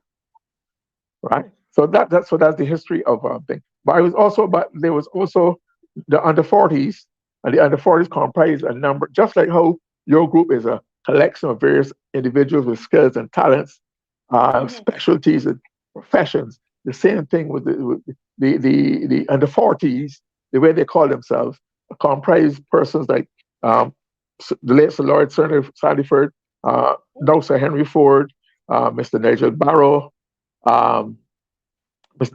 Incidentally, Mr. Barrow had resigned. He had been Mr. Barrow's personal assistant. He would have been the first personal assistant ever in Barbados. He resigned because of his friend. He wanted Barbados. He disagreed in principle with Mr. Barrow about going alone, and he resigned in principle. But joined the group of the under 40s. There was a Mr. Asquith Phillips and others, Mr. Lindsay Bolin, and they went around the country adding to the public debate in the way you do from a fixed point, sometimes by the show or out in the public when you have your various presentations, adding to the public debate, generating public opinion, and guiding and informing the public as to how they see the country should be run and what you think should react to certain issues and matters. The other thing is too is that out of this spontaneous group, the under 40s, there was an offshoot. There was under 40s, and there was another group who labeled themselves unemployed. And then there was a third group, called the underprivileged. So there was this spontaneous. So there were various parties at night, and Barbados was a buzz with public discussion, all of very high standards. People come with different approaches, but generally contributing to public discussion and the public good. At that same time, also connected to that was that there was a group that used to gather around the rails of the old Fairfield Street bus stand. Those rails have now been removed, I understand. There, a man called Mr. Allen who sold newspapers. That was known as the bus stand cabinet. And 6 or 7 times, 6 or 7 times a week, they'll be gathering there and they'll be hotly discussing issues of the day, parties and sometimes, but there was a certain camaraderie and understanding around them that it was all verbal. There was no hostility and whatnot. There have never been any reports of any the police officer being called because we were fighting or whatever. So I'm saying that Barbados is a custom of having people speak as they should in a democracy and add their voices, give a different perspective, bring a different view, bring information that the other authorities might not have had or might not have researched or done the job properly. Also so that in the final analysis, Barbados would probably be in a better position to make better decisions and lead to better governance in the entire society. I think I should take a break here and see whether there might be any questions or issues raised that person might want me to expand upon, and before I go to another aspect of my presentation. Wow! Oh my goodness. I'm being educated. Some of it I read about the under 40s. When I was preparing for the Barrow film. But I didn't. I wrote down about 6 pressure groups. The People's Pressure Group, which then broke off into the People's Pressure Movement. Right. Then you had the under 40s with Sir Lord Smith, Nigel Barrow, Mr. Phillips, and so on. Then the unemployed became a group. Underprivileged was a group. And then the bus stand cabinet that made me laugh out loud because here it is that we came up with the roadside parliament. So it's so interesting, Mr. Franklin, how things come right around, and but there's invasions, they don't speak up, they don't, but they're speaking up all this time. Mr. Franklin, what are your thoughts on that? what has happened. People have become too political. You know, as I keep telling people on this program every time, politics used to be an election thing. Wrong election time, we would have people going into their accounts, but they'll come out, and people were generally good friends after that. And but right now we are seeing this a part in our history where people are trying to make us into two political camps and making sure that they dominate the main one. Unfortunately, people just sit down and listen to they don't sit down and listen to their grandfathers and hear what's going to happen, because I remember some of these things that Glenn is talking about. I remember the People's Pressure Movement. I remember Eric Seeley coming through Rock Hall. I remember one day Eric Seeley coming through Rock Hall, and he was opposing Tom Adams the day. He says um, he freed Tom. That was the topic of his thing, you know, and he I didn't was hear you. What? no, he was his comments. His meeting. He had a truck, and his speech. The topic was I freed Tom. Well, Tom called him and said, I don't know what Tom gave him, but next thing you know, actually was there campaigning for Tom. You know, he But tried. if I might interject here, I think what I would have lived through all that period. Um, there was a certain understanding among persons that debate matters and that you're free to speak your mind, and and you don't get angry or aggressive or hostile about it. It's just part of the nature of the discussion. There was more civility, more tolerance, more respect for each other's view that has gone a long way. And I'm talking about the kind of aggression that we've seen in Barbados in recent years never used to obtain in the past. I myself would have witnessed the first universal adult suffrage election in 1951. And that is the fact, that is how he got caught into politics. I went to the first meeting in front of Graceful School in Spooners Hill to hear Sir Grantley Adams speak. And from then I was fascinated uh, by politics. And there was I said freedom. If you would have a whole campaign and you would never you seldom ever heard a rock as we say a rock stone was thrown or bottle or scuffle. People would go to each other's meetings, almost like a cricket team where you have different sides supporting Yeah. avidly and fervently, but there's no intolerance. You understand that you have your right and respect your choice in that regard. Yeah.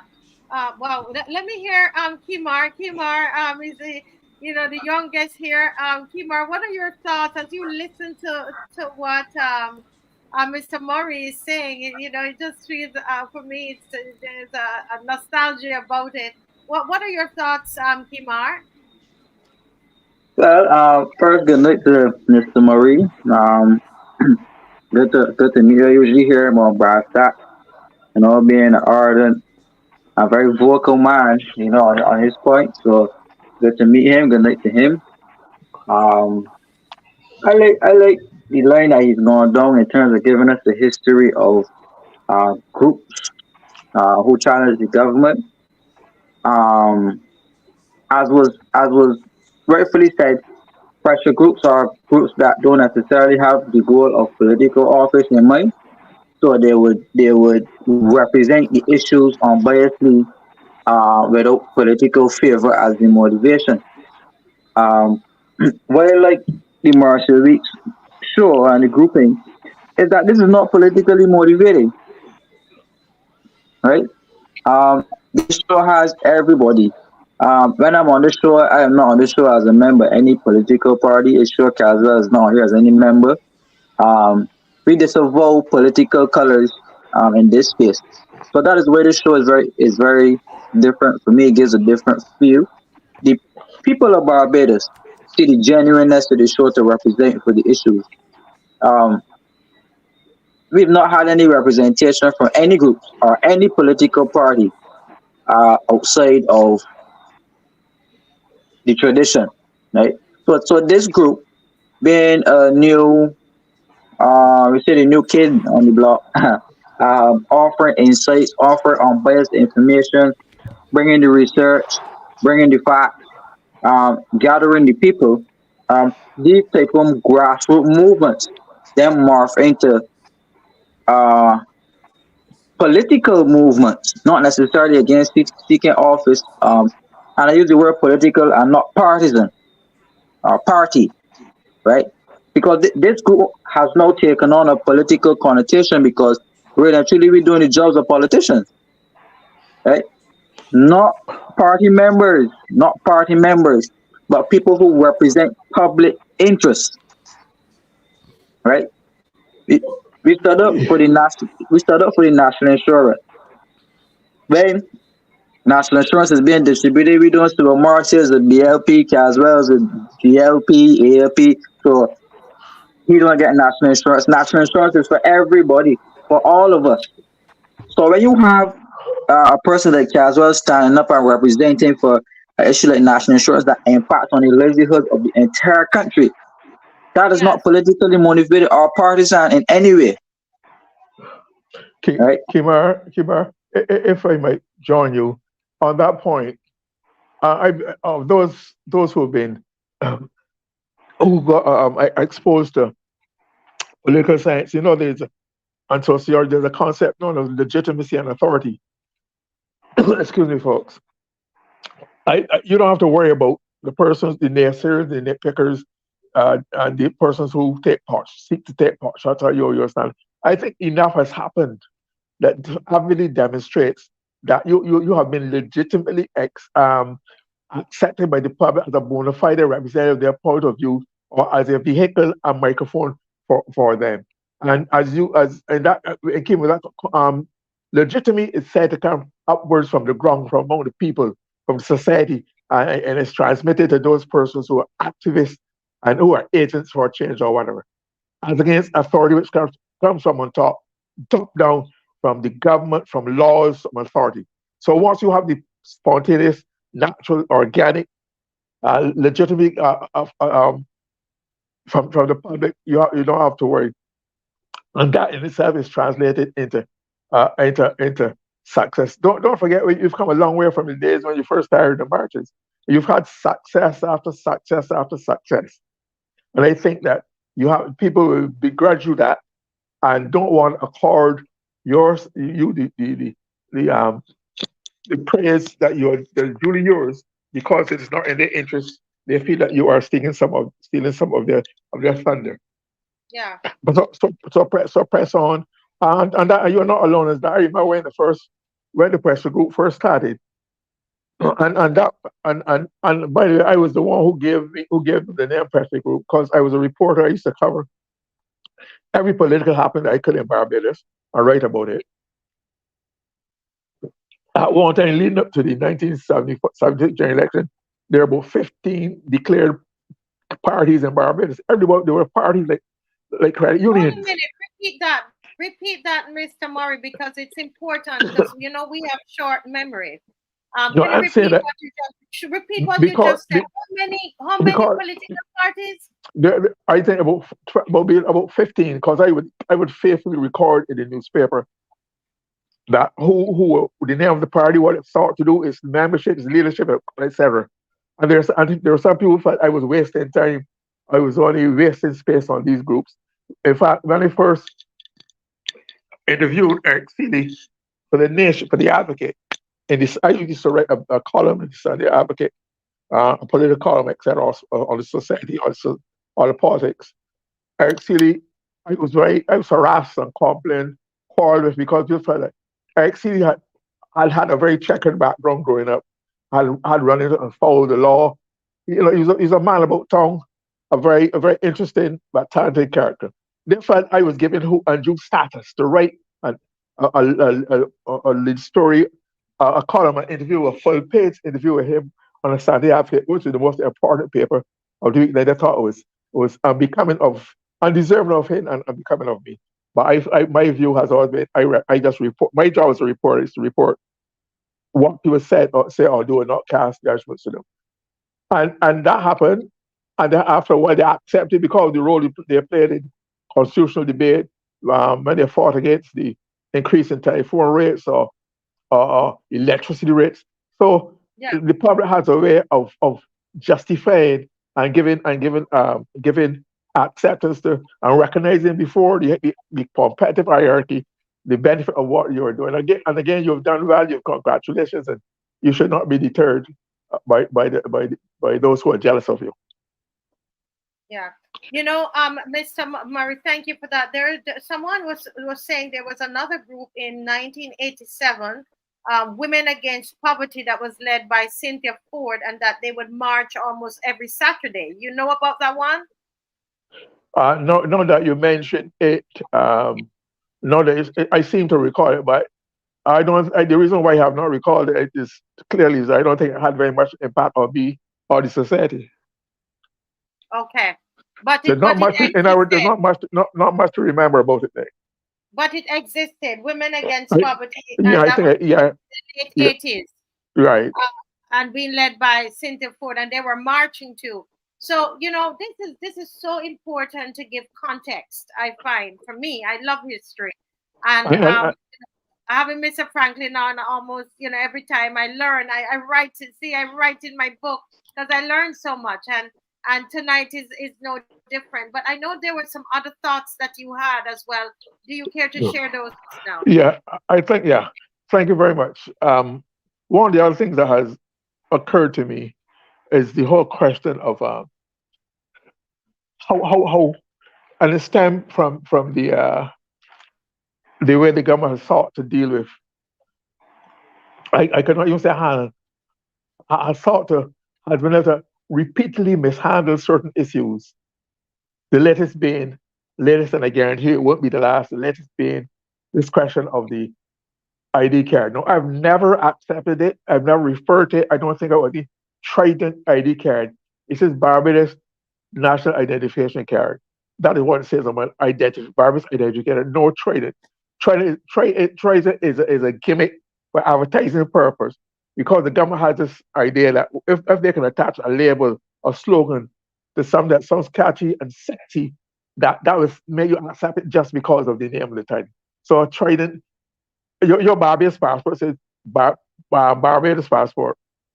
It doesn't say Barbados TRIDENT passport. So I feel it's downgrading and degrading the document to refer to it as the TRIDENT. My old one that I had since 68, 69, 16 or 67. It says Barbados National ID card. So but I thought that the government, like I said, has repeatedly, and you if you want to, you will probably rehash some of the issues that have repeatedly dogged this government because of mishandling. And it made me recall that that there were other leaders. Like I said, I followed politics since 1951. I've interacted in one way or another with all the leaders of Barbados: Mr. Grantley, Dr. Cummins, Mr. Barrow, Mr.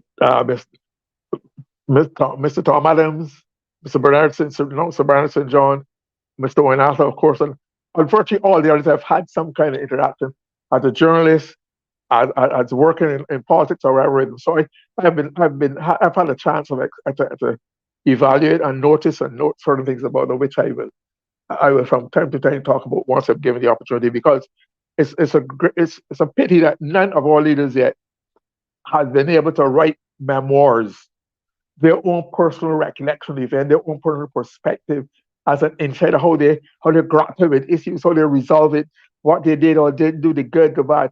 I think the richness of our culture and our political culture has been robbed because of that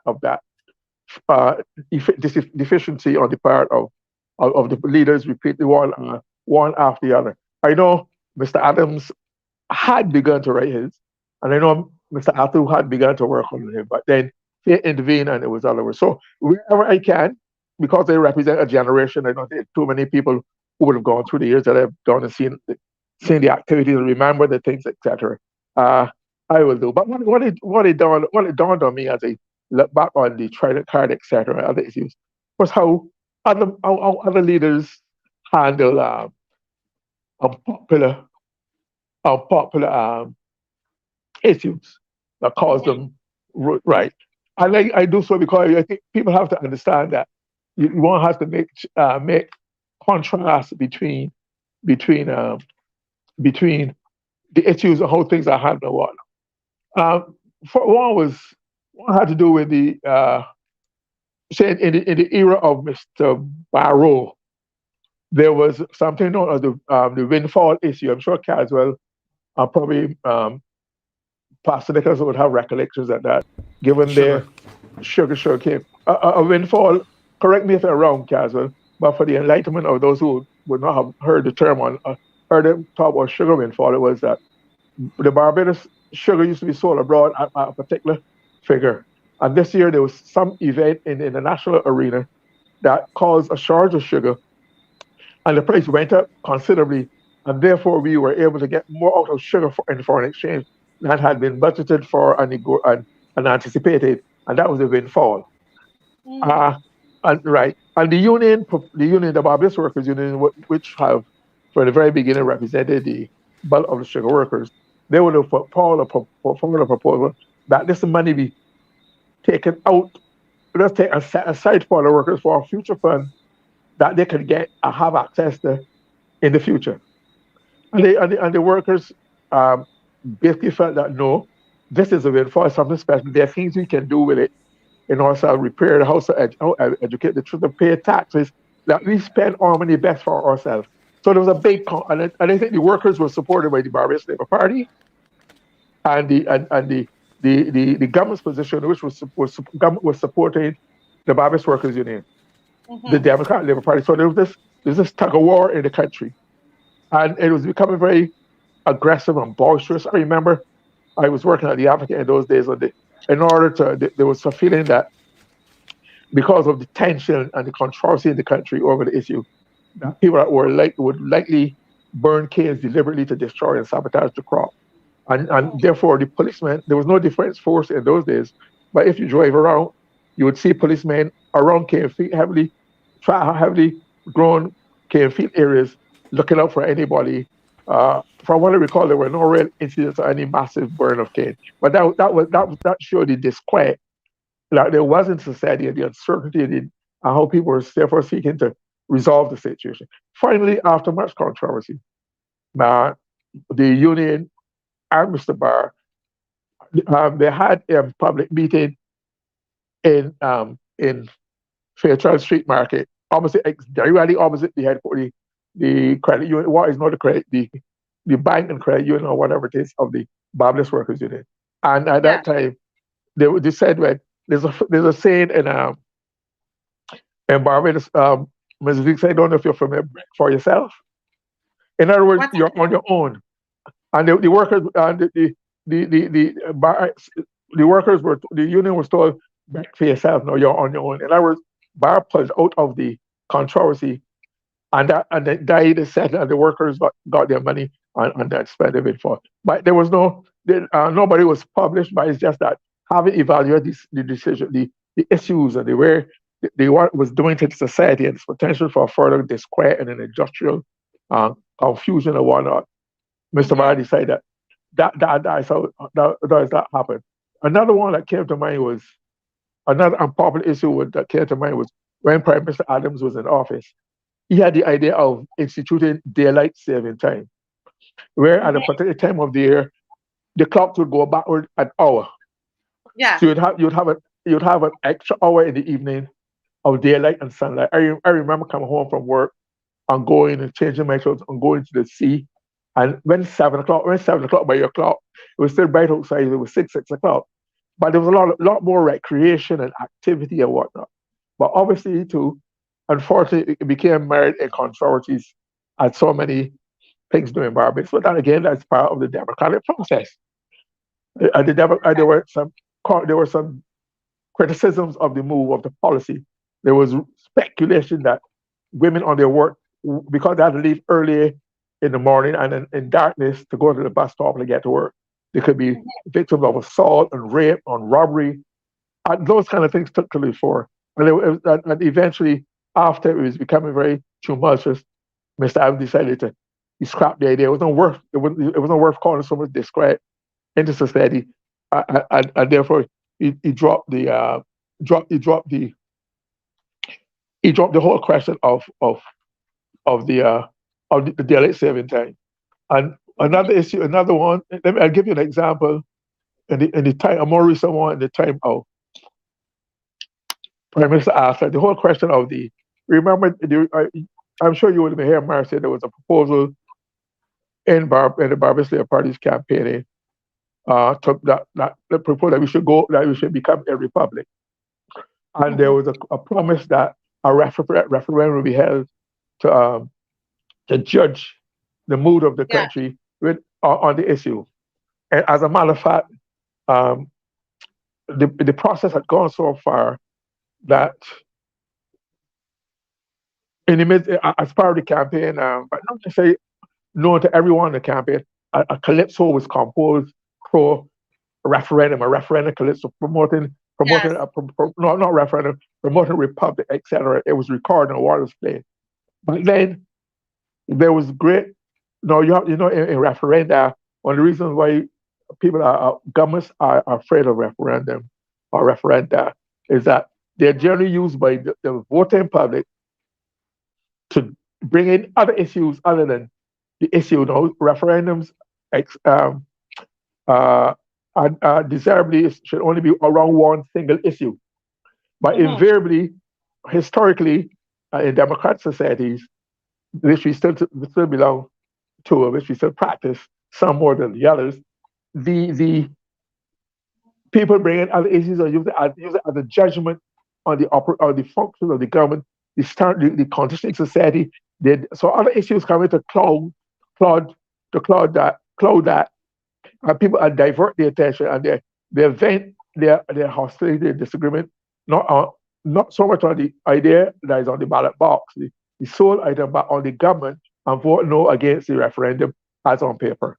And there was a lot of concern about who, therefore, would be the best way to word the question of going republic, to make it very clear and not ambiguous, and make it so that it would not leave very little room for maneuver. They can distort the question and therefore open the country and the government. The guy would have been the government making a decision to a lot of adverse comment from his adversaries, his opponents, etc. And eventually, he thought he should let die a natural death, and that went the way of the dodo. But then we as fate would have it, the very same Barbados Labour Party went for a republic before going through the process that they promised at various stages in Barbados. So those are the way, and there was no condemning of opponents and being regarded and being termed all kind of negative terms as though you're disloyal to the country and to bring on the country. That is part of the natural flow of the democratic process. Yes. So we have a tradition of behaving in that regard, and I would love to see Barbados go back in that direction. I think that that this show, the group that and the organization that you all represent, have an excellent chance of reorienting Barbados. Those who are not caught up in the red and blue B or D per se, but are interested in the best of Barbados, and what is always best at that time. I know that I mentioned political party. I thought it would be opportune for me because of there would be a knowledge of them might haven't been involved in the Barbados Labour Party for a number of years. Therefore, I might still be representing a BLP's interest or views or whatever.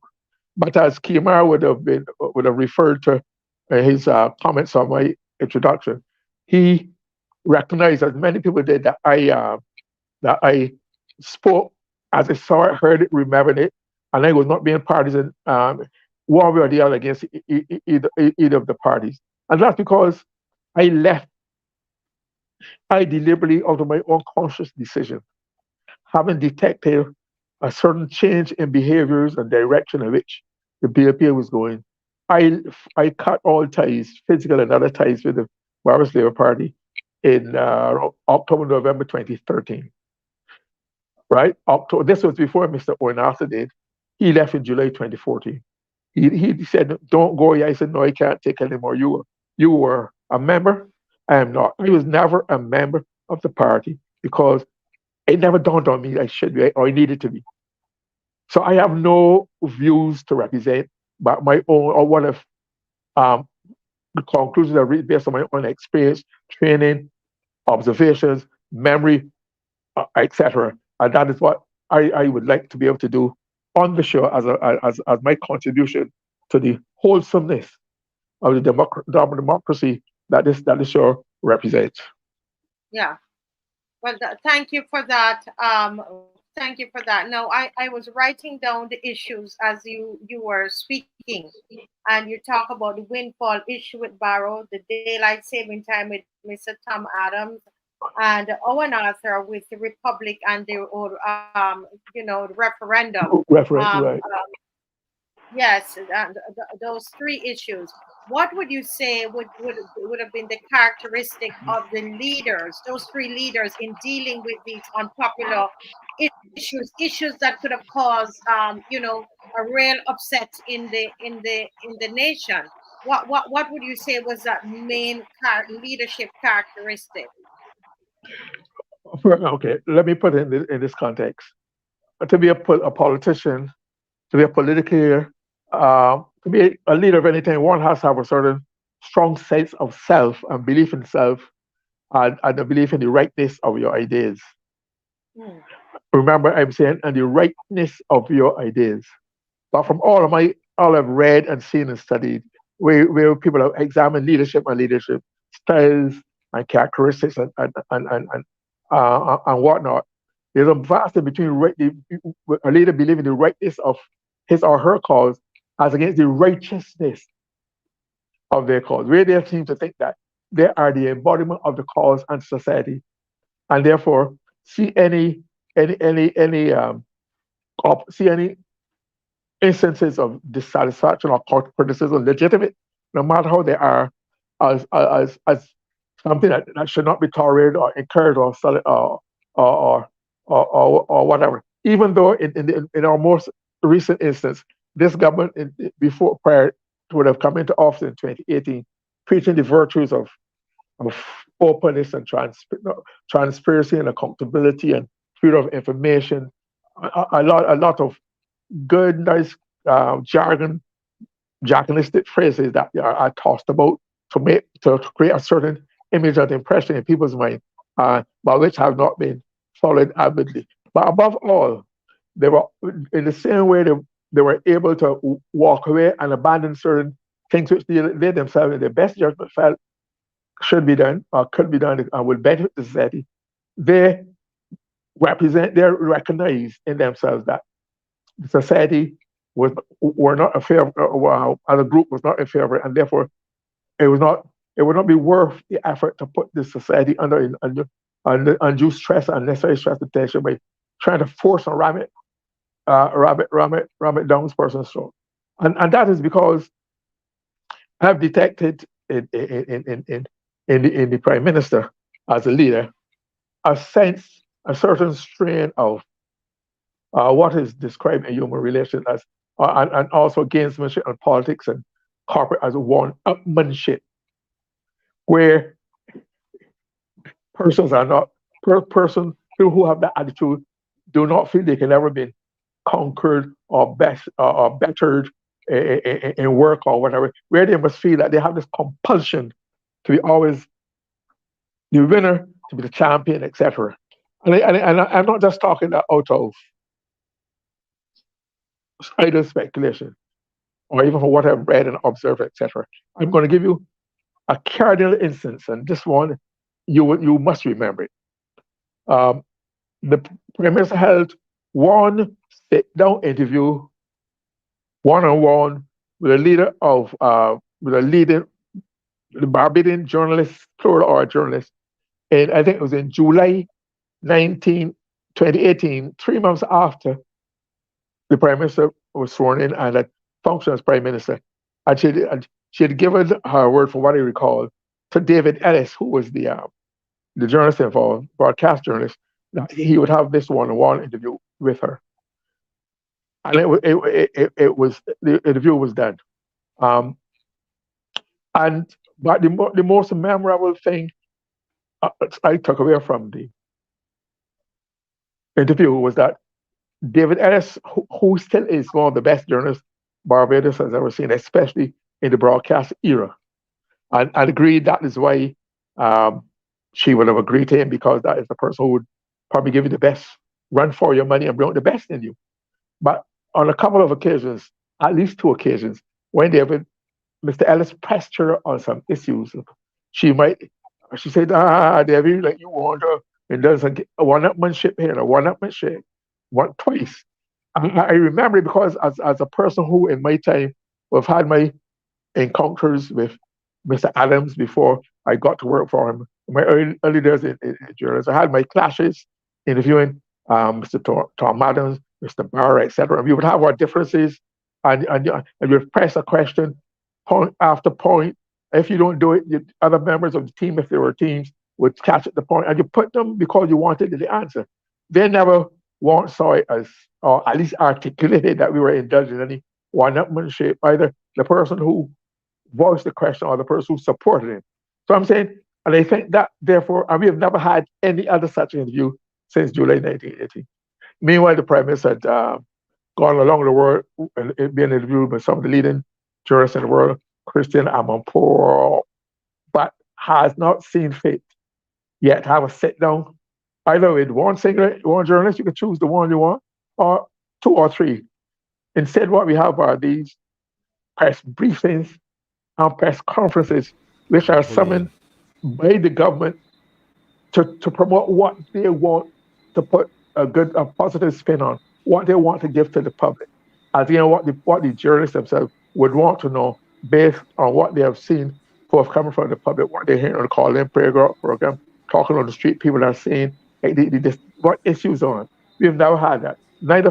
Very seldom, neither the Prime Minister nor any of her ministers had had that kind of interview. You've had these one-on-one with the so-called Public Affairs Department, which is another discussion that I would not get very far in that.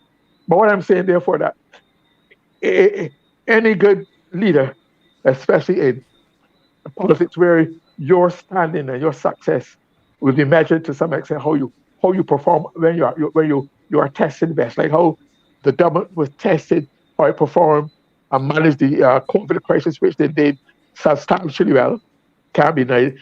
So you were tested at your best and your true metal comes out. Unfortunately, that's not an attitude towards the media in Barbados that is exercised by anybody in the present government, and the society is the poor for it.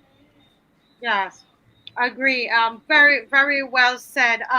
Mr. Franklin, any comments or questions for Mr. Morris? Yes, I just want to remind Glenn, with Tom's interview, there was one I will never forget. When Tom was being interviewed by the press corps, and one reporter asked him a question, and Tom said, "That's a very good question, but what you needed to ask is this." And Tom then posed the question and then answered it. Yeah. You remember that, Glenn? Yeah, I remember that. I would never forget that as long as I live. And the reporter was like bamboozled because Tom wanted to say something. He wanted to talk about an issue, but he had tact. He didn't shout at the reporters like we see now. He didn't try to humiliate them and cause them to withdraw. Tom was smart, and he that's a very good question. But what you really need to ask is this. And Tom then posed the question and then answered it. And the reporter come back. Yeah, but he would have done that because one of the cardinal rules in when politicians are trained, encouraged to deal with the public, have a point of view that you get off, and which you probably think is the most important point you are the ones you should focus on.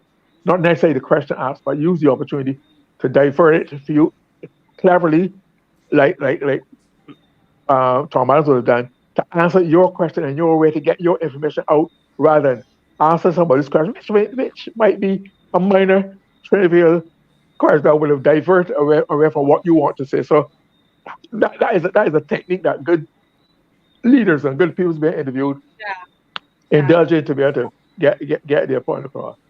Yeah. Um, Thank you, Miss.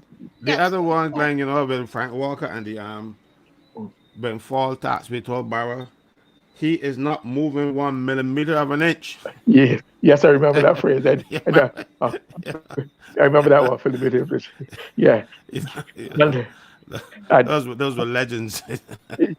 yeah. But Yeah. go ahead, Mrs. Weeks. You were saying something else. Yes, I was going to ask Kimar. I love you know, I'm a lover of young people, and I'm so glad he's on this program and just listening. And I know Kimar is soaking this all up. Kimar, is there, based on just the comparisons that Mr. Murray has made between Barrow, Tom Adams, Owen Arthur, and looking at what's happening currently with our current leader. What do you have any questions or comments for Mr. Murray?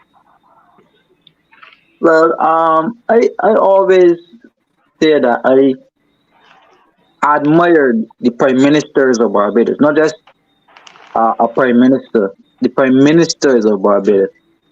I recognize that the office of prime minister, whoever we had our prime minister, we had people on the spectrum that on both sides that like that person, right? I like how that person carried themselves in office, like how that person operated the office because the office came with a standard. No, however, the observations about interactions with the media. I like to sit back and watch those historical interviews with Tom. I watched the video with I think it was Ronald Reagan that came to Barbados during the era of Tom Adams. Right, yeah. Right? And I watched that, and I like to watch. I also watched when the Grenada Revolution was happening at the time of Bishop, when the guy who was narrating said, he asked Tom Adams about the guy whose name was Mr. Whitman, and he said, Tom told him, Mr. Whitman, whatever you do, please do not go to Grenada. Right? Yeah. Yeah, I will have something to say at some point to Marcia. I had some close associations with the planning for the intervention into Grenada and all that. There's some myths that have been perpetrated and perpetuated about the whole issue, which I would like at some point to get a chance to discuss as a person who was close to the actual action and give some of the basis of why certain decisions were taken. Yeah. Yes, we will make that, because it's something that I did some research on. I almost did a film on it. We were planning on that whole thing. So at some point, but Kimar, were you finished your statement or question? Right. As I was saying, so I admired how are the historical experiences of Barbados. Even when the same Americans landed in Barbados, and we had Brigadier Lewis at the time standing on the runway in terms of Barbados' role in helping the U.S. troops to get across to Grenada. And not to segue into Grenada's history, but I believe also, Marcel, we should at least do a show on the Grenada Revolution and the March. Yes, I think that's what Mr. Murray is speaking about. Yeah, I would definitely see a show on it at some point in time, because these historical events feed in to the history of Barbados, and I find that today they're still teaching us false British history. They're still teaching us about slavery, and right here in the Caribbean we have a deep history on Barbados, and we don't teach it. We don't teach anything about our prime ministers, right? We Barbados had a system of governance before Barbados on independence. We had a guy whose name was Hugh Gordon Cummings, right? And that his Cummings, I believe y'all could correct me. That Cummings is the C and the Adams Barrow Cummings, anyway. Right. Yes. That's right. Right, right. But we don't learn about these people, right? So I am not one for putting modern day acts in terms of going to a republic, praising a prime minister just because you were the first female to do something. That's quite okay. But traditional history of prime ministers, the vision went way bigger than that, and it was way larger than just based on somebody's gender, right? So Yeah. if we could take some lessons from the history of the traditional leaders that we had, and to carry the conversation from these modern day work theories, um, I really see development back in the hands of men and women, not just men and women who had ideals and political ideologies that how Mr. Barrow and Mr. Adams and the politicians of yesteryear had, right? I know we can't reverse time and history, but for the future, I want us to get away from the pesky, again, partisan politics, and to replace politics with men and women who have a vision for, again, development, men and women who had integrity, and men and women who will use the office and the power, the political power that they derive, again, from grassroots movements, and associating and connecting with people, because power is never given from top down. And if it is taken from top down, like how Mia Motley took power from Ornafa, like, literally ripped Ornafa out to the Barbados Labour Party, you will always find that your system will crumble eventually. We are not even halfway into the amount of time that Ornafa had in office. And if you compare the two leaders, even if it's just on perception, people will say that Ornafa's tenure and his the way how he carries himself, his decorum, all of our leaders. When you compare the decorum and how they carry themselves and man the office that they had, I don't think right now that our modern day leadership matches that. Yeah. Can I say something here, Ms. Z? Yes, go ahead, Mr. Murray. Yeah. Kmart has struck some very good chords that have been very responsive in my mind. He made the point about Dr. Cummings, and I must confess a bias towards Dr. Cummings, and if only because his name, G.H. Cummings, the H is for Hivesta, and that's my third name also. And I got that name because he was our family doctor, and I remember going to his clinic in his house in Bank Hall. I remember his coming to our neighborhood canvassing, etc. And I always felt that he had not been dealt fairly with politics of Barbados.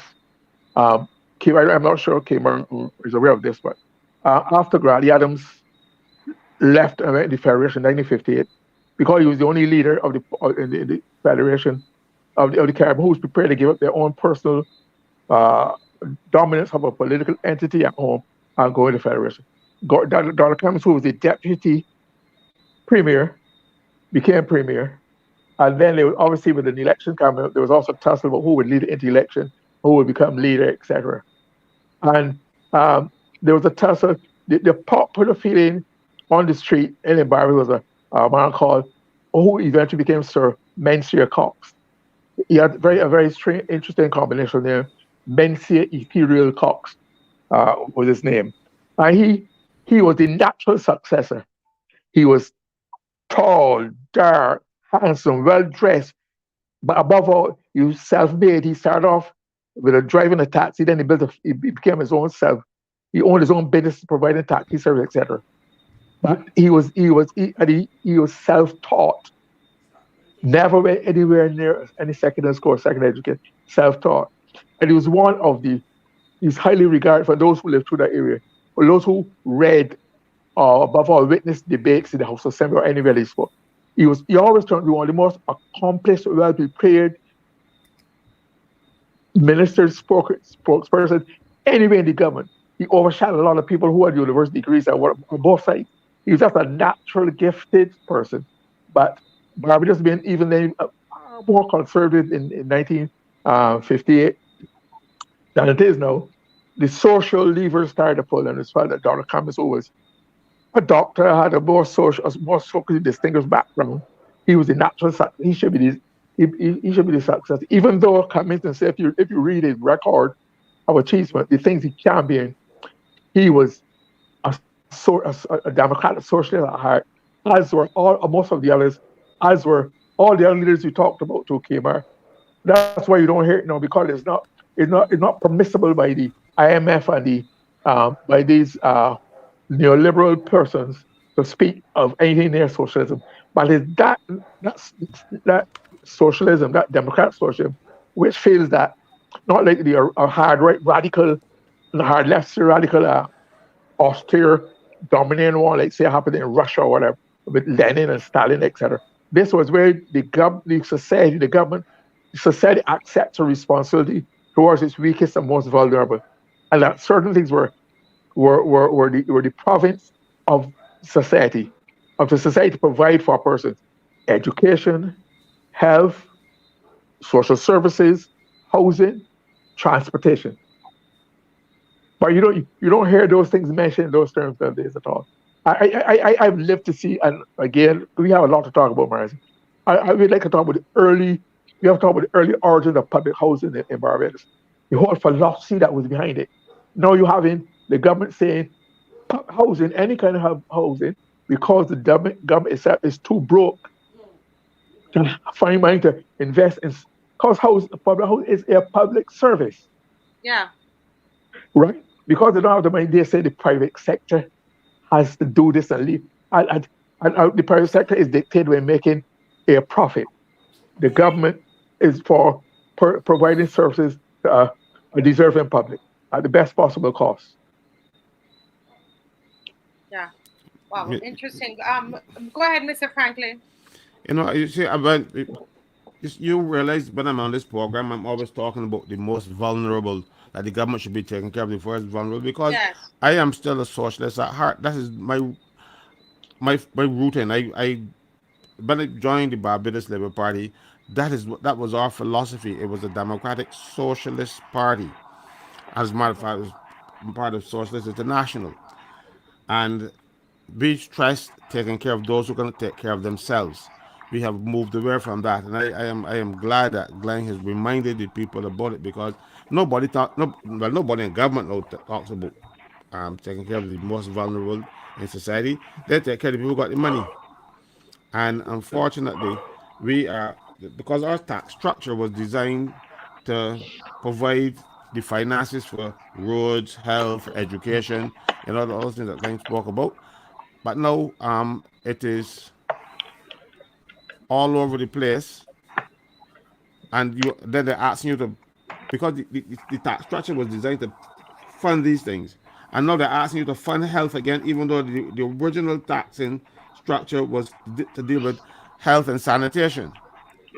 Caswell, that is so because for many years, a lot of the world was envious, begrudged by what Barbados was able to do with far lesser resources, smaller size, because we were able to give free education from the nursery to the university, strong foundation, the primary and secondary schools, health, national insurance, things that more wealthy and so-called developed countries like even the United States. You're not automatically entitled to vacation. In most countries, you have to accumulate your vacation, either the days you work or the hours. And you get hours per day you work, and that will develop and accumulate over a period of time to qualify you. You in Barbados, what do you start with? With 2, 3 months, 3 weeks, 3 weeks a year. 3 weeks a year. That is unheard of. So we used to be castigated by the World Bank, IADB, as to how can you? Why they used to try to pressure us to raise bus fares, increase rents, and the housing estates, impose fees on the secondary schools and the youth tertiary school because they said, because why should you do it? Because not us, because they are not interested in doing it. They're interested in make everything under the capitalist system is to make a profit for that. So they never appreciate that, and there are very instances where proposals and projects that were due for Barbados were stalled, delayed, rejected. In fact, I once heard a story from Dame Billy Miller when she was contending at a conference uh, about a project that was taking too long to develop for Barbados, and she pressed America as to why it's taking so long. What she said? Well, he said. Uh, the reports that this person said, imagine here we are, Barbados is giving its children laptops. This is the day when EduTech came on the scene. And we in the United States do not even do, I do not think we should do it. How can you, the money that you are putting into those things, to be diverted to other matters and let the people pay for what they want? So, and for many years, Barbados had regarded the IMF Kimar, we'll talk about the IMF as a separate issue for many years, for many times. We, they had seen the IMF. The IMF used to be, I'm sure Cass will regard. IMF used to be regarded and referred to as the international rate servers. You only end it when you pop out, when you strand out, when you're out to the border, when you're in Duscats. Unfortunately, because they're the ones who dictate the pace once you put yourself in their hands. Barbados has put itself in its hands, and I've lived to see where such a an institution and practice and policies which were so frowned upon and repudiated by government upon Barbados.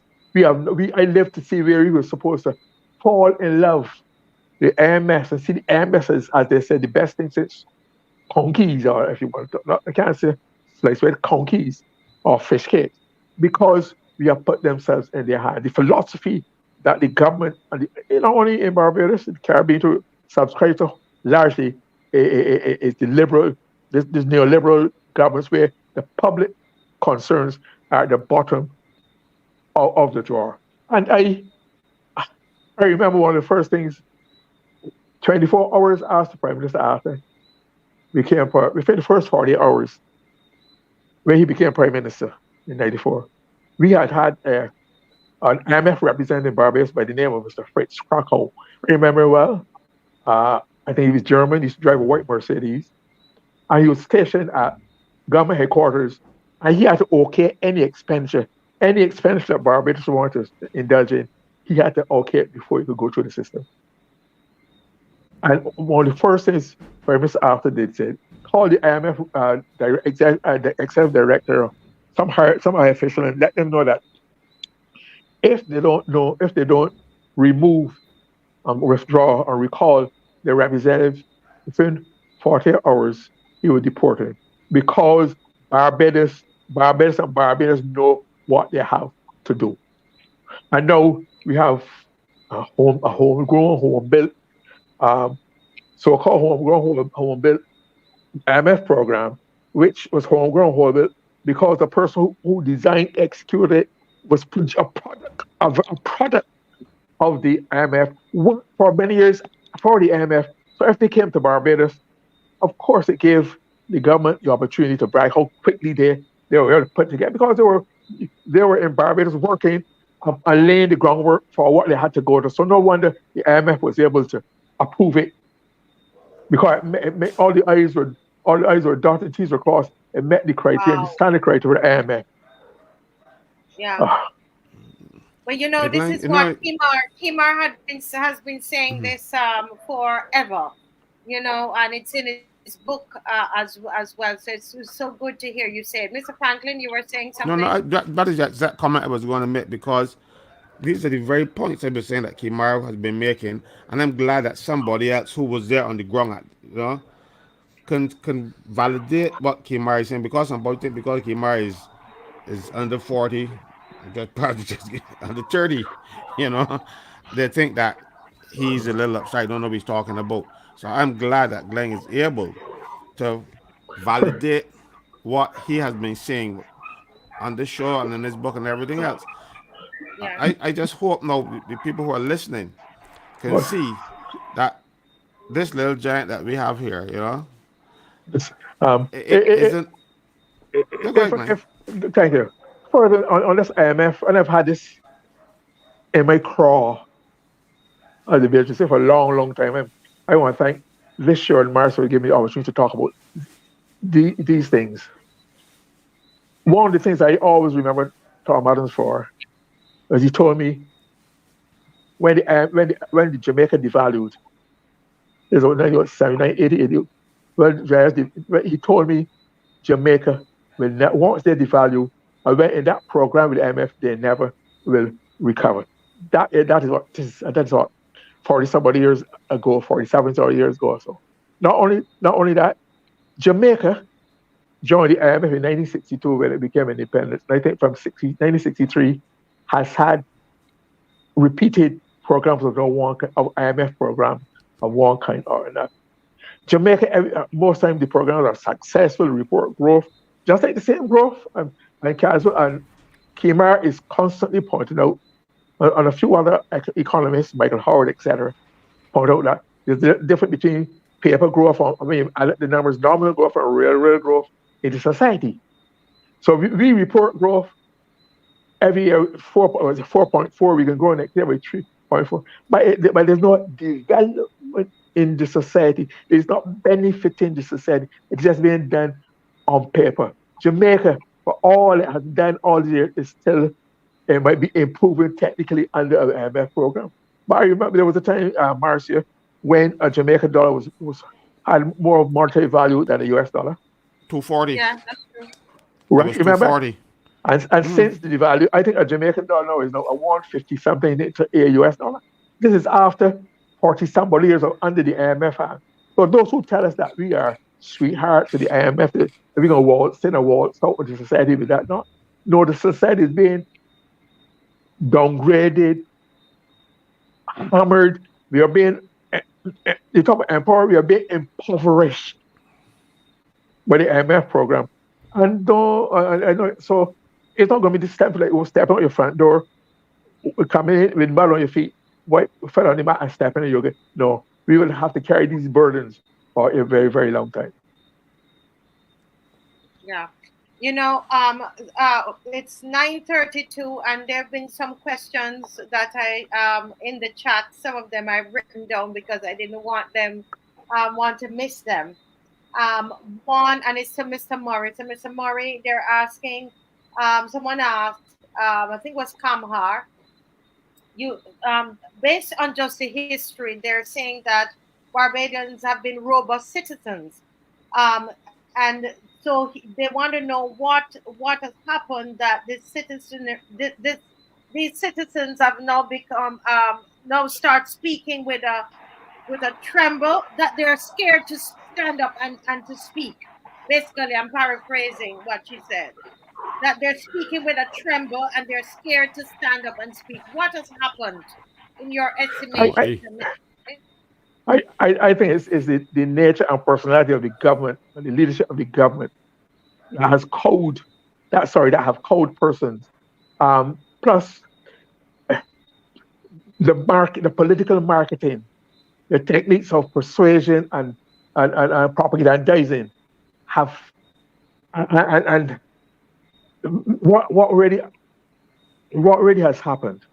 As I've observed the Prime Minister over the years at various times in the BLP, when she came into the BLP, the Prime Minister and her supporters have sought to always. I remember they used to be told that they always to make sure that when surveys are done, that who is now the Prime Minister, then leader Jobson, before that, that Miss Molly would always be more popular into society than the Barbados Labour Party or the leader of the Barbados Labour Party. That was a cardinal rule, and therefore one had surveys, and I'm no longer respect surveys and pollsters anymore, because they've been shown generally to have been very wrong all over the world in many years, all countries, in Barbados, etc., because of a poll that was done in 2013, 2014, 2013. when was the election was 20, the last election, Mr. Arthur, was in 20, it was in 2013, it was? 13. 20, yeah, 2013. Right, yeah, then, yeah.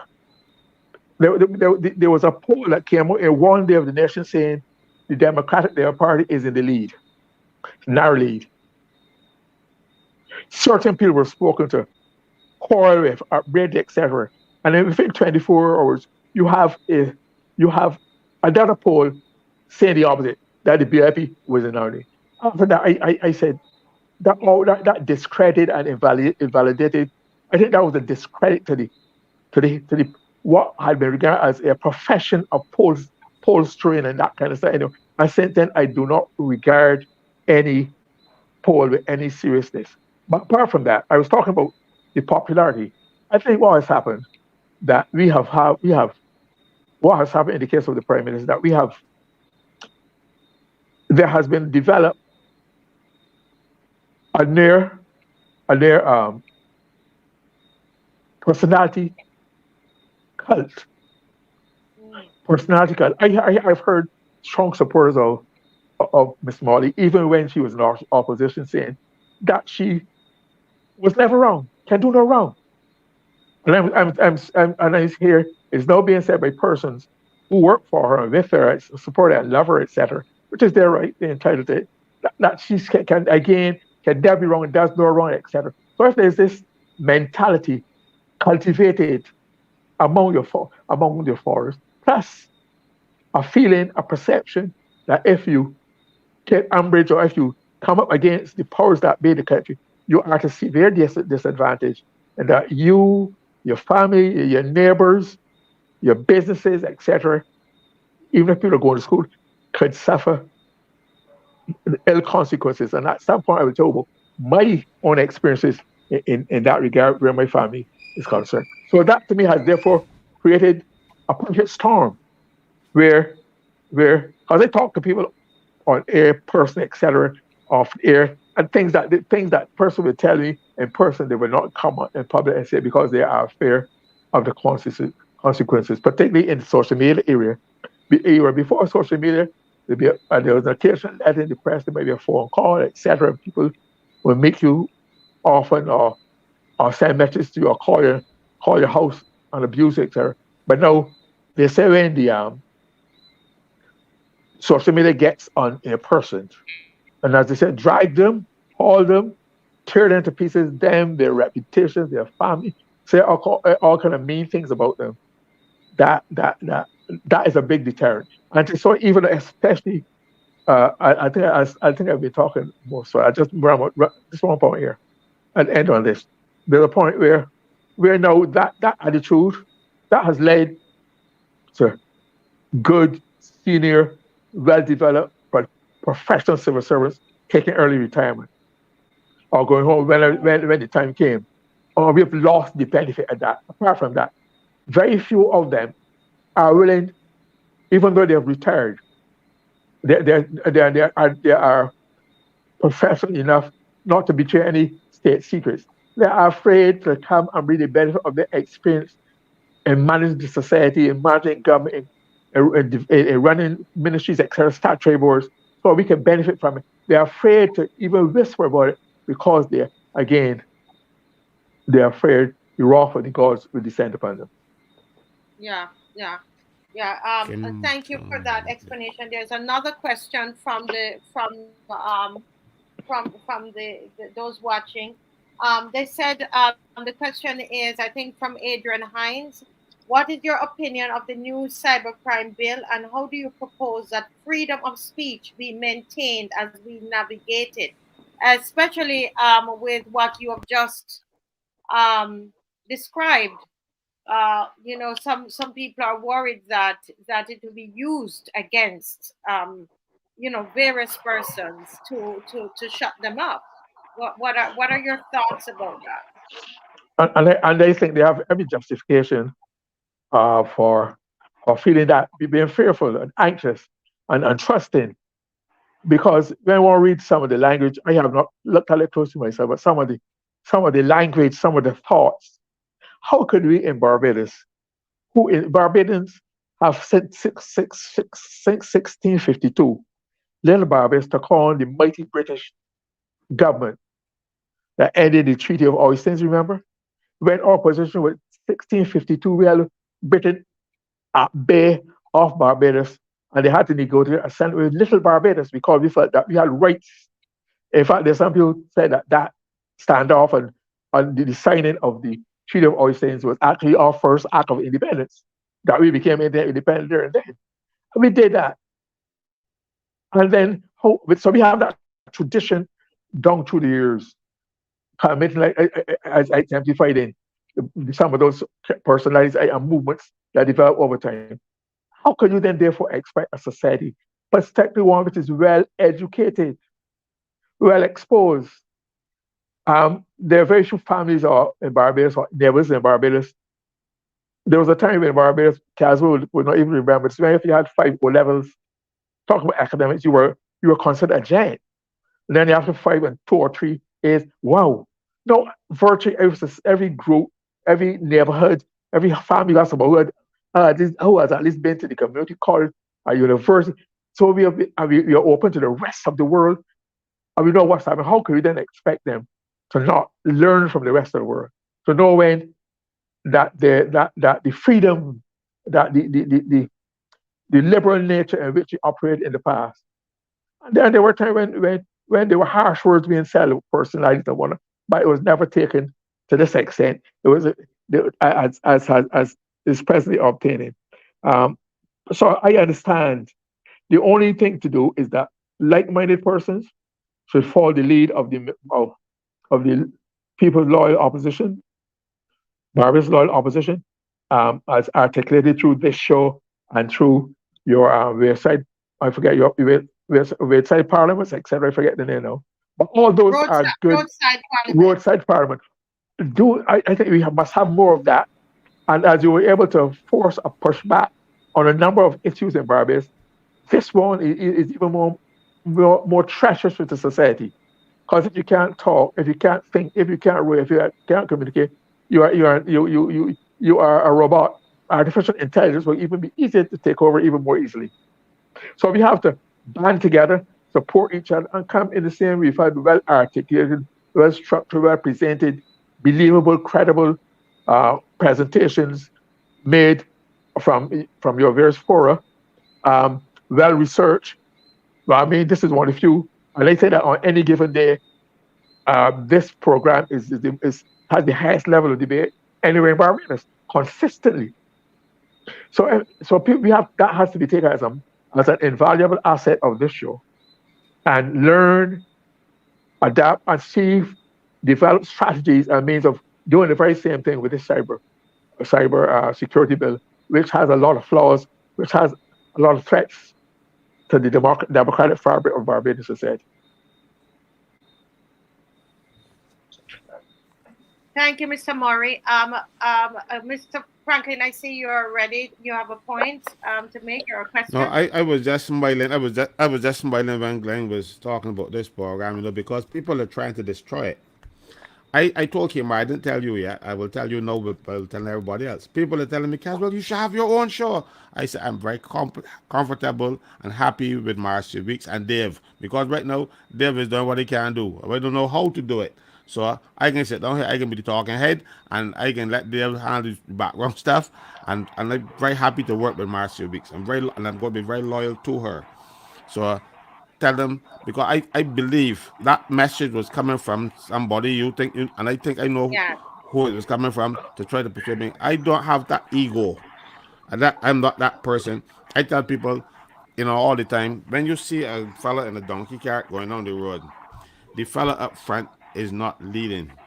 So you just gotta remember, I like to be in the cart. I don't have to be up front. So trust me when I tell you, I ain't going nowhere unless you kick me off, Marcia. You said that the very from earlier clock, and there nothing, not at all, not at all.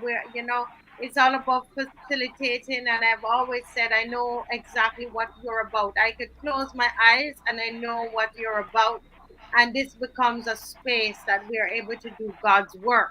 That's how I see it. And Mr.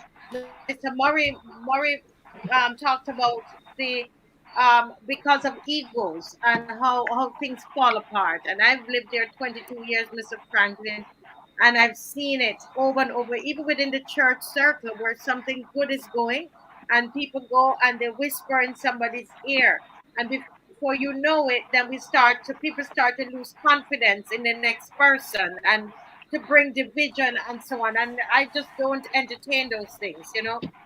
So I'm Mm. glad you were able to tell them that, because this is a platform that God has given us.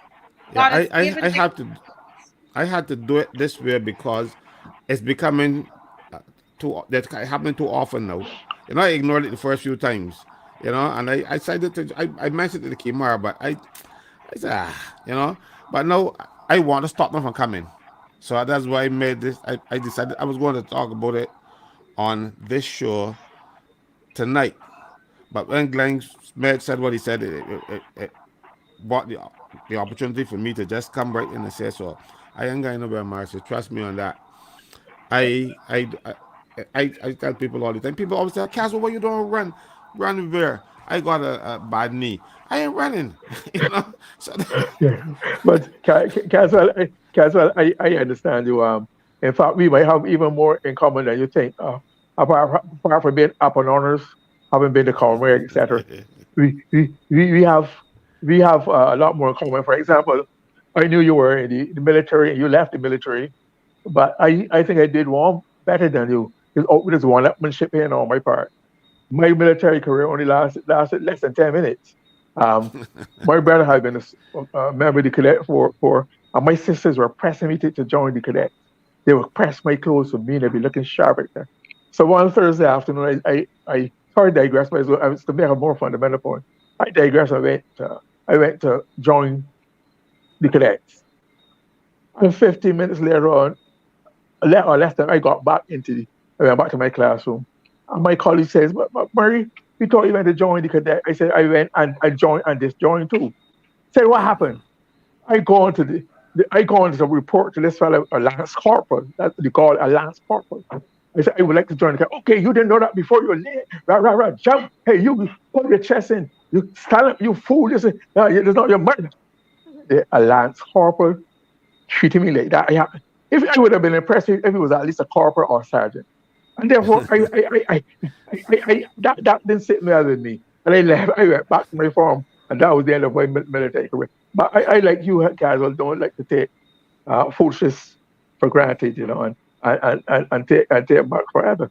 But apart from that, I too I understand Caswell very well because I have always been a team man. I am always going to subsume my personal ego, my individual ego, for the good of the group or the project or whatever we see to do. So it doesn't matter who said what first, and if we mention it first. Once I work as part of the team and the outcome is, and so I understand Caswell attitude, and therefore once Caswell maintains that, I am sure he will. Marsh, I don't think we have any fear of losing his skills and his talents and his No, strong I track know record. I know, Mr. I know who we're dealing with, and Mr. I say that all the time, in front of him, behind him. I know exactly who we're dealing with, and this show is something that God has given us. And some people started and they're not able to continue because of schedule and so on. And people come in and God floats in people. Kimar is here, Dr. Ferdinand, Maxine McLean, and people come in and go out, and we thank you for your contribution. But it is something that God has given this country. I know it. I know it. I know it. I know it. But Kimar hasn't said a word in a little bit. Is he still on? Kimar, are you there?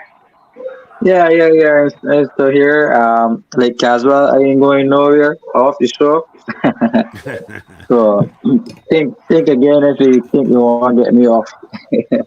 um, Yeah. they can shut us down with this bill. Keep Oh, on. They're going to try. They're going to try, but I'm telling you, I Kimar, I'm know. cutting you off just to say this. Let me cut off Kimar to say this. Kimar, even if we have to go under a mango tree, You understand? We gonna go under the mango tree. Back to you, Kimar. Sorry. Yeah, yeah. But as I said before earlier, if they could take the Praise Academy of Dance for a play that was telling the truth, right? And you had a government senator representing the tribunal to say that the language was you discriminating against somebody, right? Imagine now when you have an opinion online, if you had to have that same play in the digital world, they would make the same ruling, and you would have been liable to pay $70,000 for a play, Marcia, Mm-hmm. right?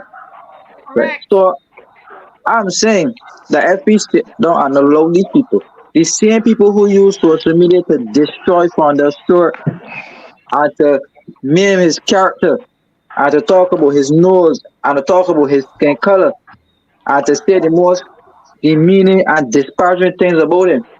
These same people don't want the possibility to shut you up because they don't want you to say anything about them on the same media that they use to destroy people. Right? So my thing is here, the horse is already bolted, they can't pull it back. And this is the same thing that the Honorable Coretta McDonald spoke about on the show that's happening in Guyana where Jack Dale and Ali wants to target Richard Burr and to target all the Glen Lala, all the people in Guyana. Right? Yes. They, Uh, they, so we see how the buddies again are at work doing the dirty work together, right? Because they want to silence people and shut them down. Tell me where on God's earth, Marcia. Oh, you go. uh, I feel embarrassed. So you. I mean, this thing is just about feelings, right? And how I feel. And if you say something to me that I don't like, right? But this extends to a bigger idea, because do you know that in these other communist countries, that if you have a political opinion that's opposed to the government, they turn off your digital ID and cut you off the system, right? Mm. So persons like ourselves that they will classify as treasonous and classify as politically exposed, they would put us on a list and they would completely shut us down that we can't use their services because we are not good behaved citizens and our social credit score will not be good enough to benefit from this. And they're gonna completely lock us out and try to starve us. That's what they Correct. want to do here. Yeah. uh, Agree, Kimar. My, Agree. I have to save And my knees. yeah, agree. And I'm glad Mar- you raised the point, and I want people to remember because I think you know what, a march. I can feel another march coming about this bill, this crime, this cyber bill because it can't. I mean, think people like Bongo Lights and Lumumba who have been speaking out. Fred Corbin, all these Marcia, various persons. I mean, what is going to happen to them? You're saying something, Mr. Mark. if, Mm, if I if I might be so rude as to interrupt you, Marcia, because now we're coming to the end of the program, round of time. But one thing I would like to say is that as I contemplate how this cybersecurity bill has been mishandled already, uh, I seem to think it made me go back to my studies in psychology, where there's a practice and a principle called thanatos, which means a death wish, where there's mm, certain people with certain who behave in a particular way. It says an unconscious desire for one's own death as manifested in self-destructive or dangerous behaviors. And that is how we see what this government is doing to itself, seeking to self-destruct deliberately time after time, not learning from its mistakes. Um, and that part, where the question of shutting down is concerned, I'd like to say that if you take my foolish advice, as the old people in Spooners would say, I have been in journalism, writing reviews since December 1963, and nobody has ever succeeded. None has even started a trial. I've always been able to when, or not even when before you started, because I'd always try to exercise my um, defense and what is right, what is true, what is just accurate records. In fact, there was a time when I had 11 constituents, 10 constituencies in St. Michael. I had written, an article leading up that that one person had told one candidate in St. Michael, there being 10 candidates, had told me that they had spent um, no, the BLP had said that they had spent $34,000 for their whole campaign, $34,000 for the 1971 campaign, and a DLP candidate from St. Michael told me, I remember the time and place, etc., down the bottom steps of the House Assembly, etc. And he said that he spent more than that on his alone. Mhm. So I've done that would have been an election offense. I'm sorry, Scazo will support that. So what they did, one day I was at work and a bailiff came and put 10, 10 writs on my desk from the 10 candidates in St. Michael who felt that they had a chance to get, as the late Frederick Swift told me, see, he told me, Glenn, I Okay, ain't got papers. none to get, I ain't got none to you, but I want some Lord Thompson money, right?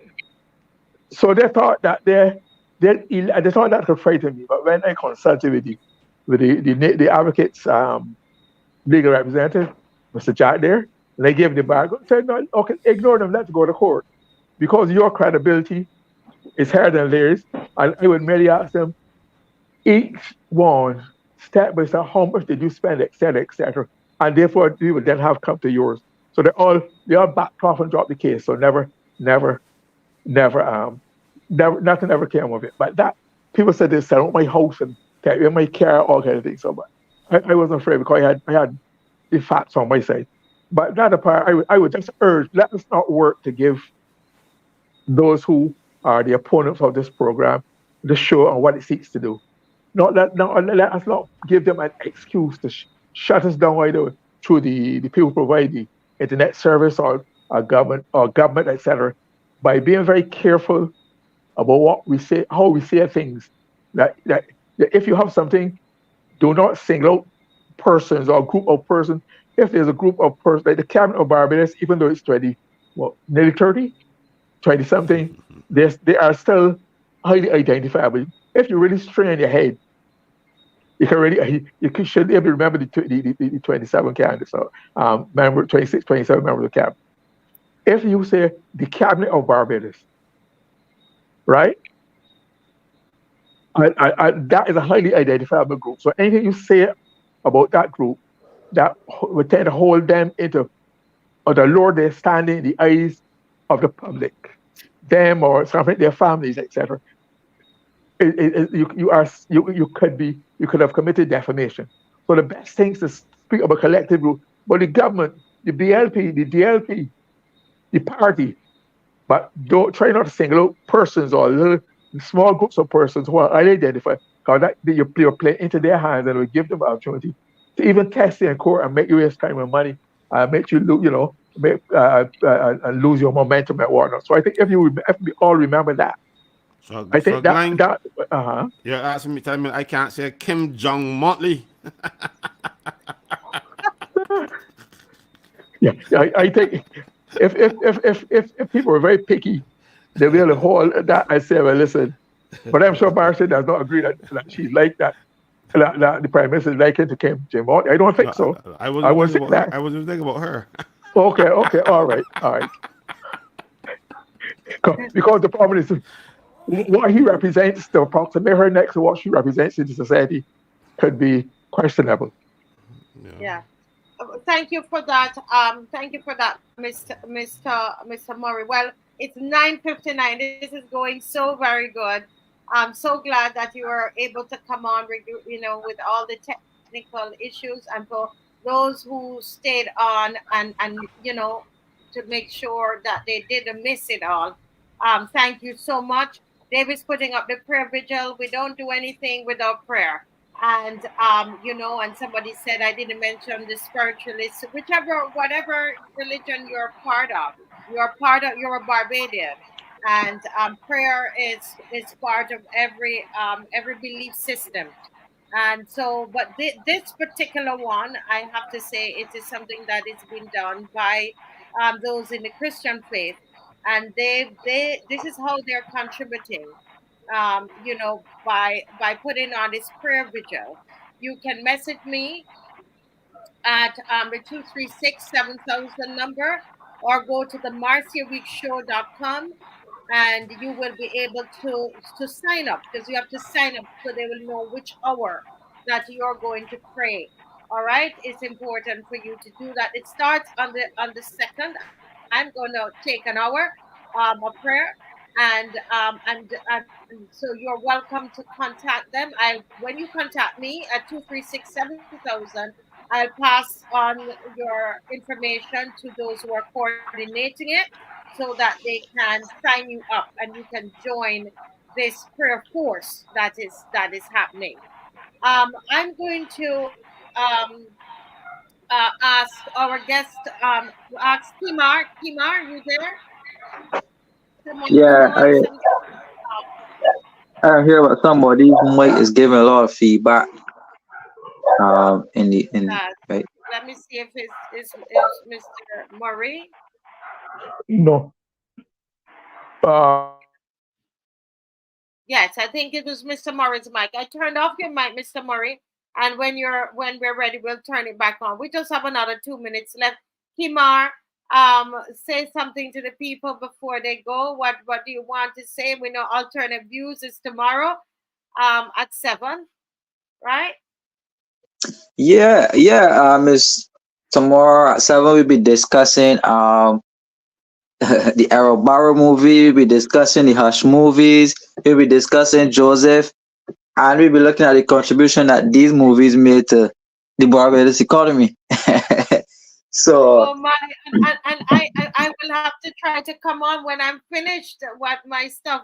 Thursdays is busy for me, so I will do my best to yeah, come on. Go ahead. yeah, but it promises to be a good show tomorrow. But nevertheless, I had a really good show this evening. Always have a great time contributing with you and Caswell. It was good to have Glenn Murray on the show to bring an excellent historical perspective to politics in Barbados. I like the facts that he gave as it relates to how we developed as a nation, how the impact that our traditional leaders had on our society, and the comparison of our modern day pharaohs. I mean, leaders. But again, thank you, Glenn. The history lesson was good, and we're always here to give the futuristic perspective. So I hope that you could come back on the show another time, because I really want to hear about that Grenada Revolution. Um, but in the meantime, we got to fight against that cybercrime bill, because if we don't fight against that bill, we not get a chance to come out here and speak every other day to the people of this country factual. We don't tarnish people's reputation. We don't slander people's character. We don't play that type of nasty politics on the show. But still, they want to say to the truth, right? But the truth was something that was given to us by God, and as long as we stand within the truth, and we, as we having a prayer visual, which is very important. My heart was warm when I saw that. So people attend the prayer visual. So once we keep working with the Lord and listening to the Lord, and not some of these demonic entities that our leaders listen to, once we keep working with God, we'll be on the right trajectory to rescue this country from the devils that have a handle and control in it. So with that being said, thank you, Marcia. Freedom is a must, and power always to the people. Yes, yes, wonderful, wonderful. And as Mr. Murray, as a tradition, we leave the last word for the general. So Mr. Murray, thank you for being a guest on our guest panelist on the show tonight, and I've asked you to come back next Wednesday, because there are so many other things that you want to speak on, and we will be so happy to have you. Thank you very much for taking the time to research and for bringing this information to us tonight. Do you have anything, any final words to our guests or our audience before we go?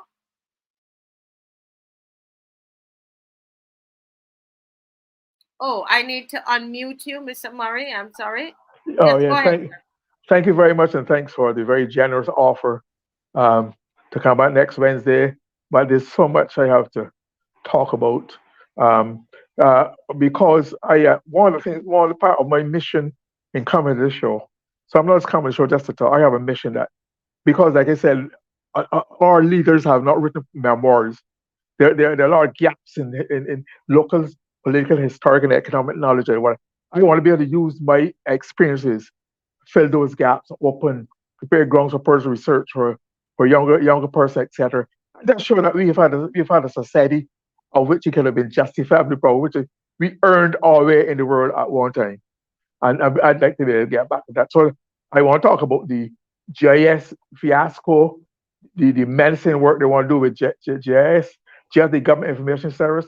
I have some views too on a matter related to the Nero issue, civil service in general. We have to talk about. There's so many ills being that I'm glad I've been invited to do otherwise. To come back on another occasion, I'll take you up. I take full advantage of it. And next time, I shouldn't have these kind of problems because I found a different way of communicating better than the original attempt. But thank you very much for your tolerance, your support, and for your warm welcome. You're most welcome, sir. And we look forward to hearing you on Wednesday. Mr. Franklin?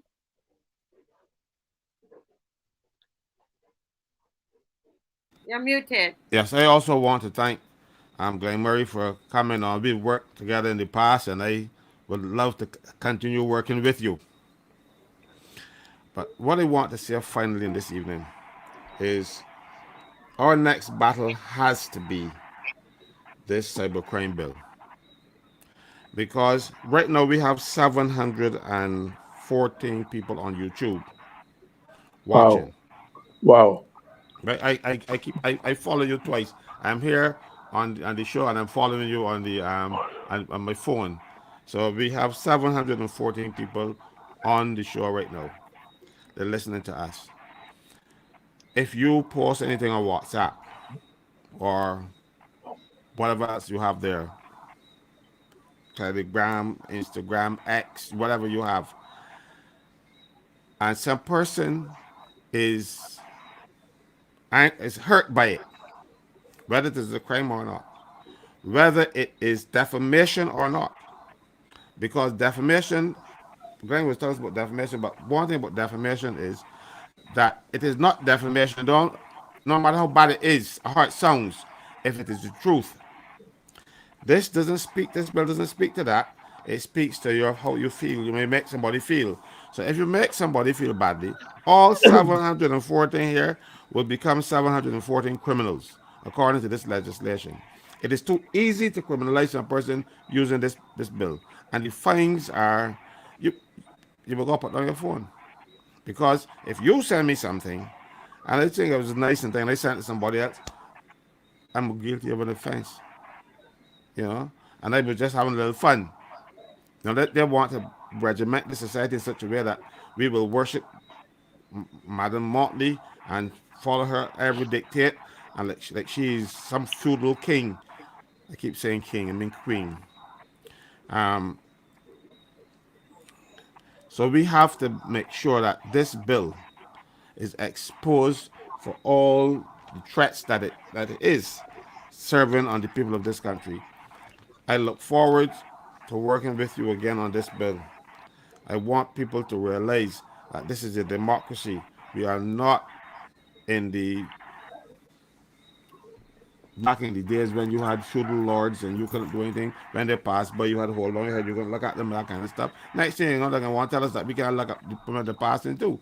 You know, we have to stand up for this country because this opposition is authentic.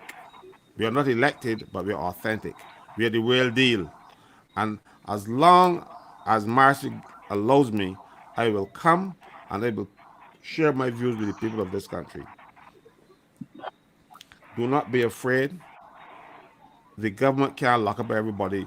Dodge them big enough. I will continue posting. I will continue speaking.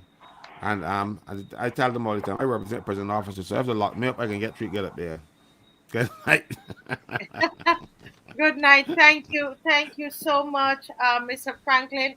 And I had all the information here to boast on you, on the survey that was done. Although I know Mr. Murray said he's not too big on surveys, but the one was done by Earl and Earl Associates, and they were both voting. People were voting on the most trusted labor union in Barbados, and 73.3%. We want to talk. We need to talk about this more on Friday, because all these issues come up, and I don't get to do it, but I had it right here.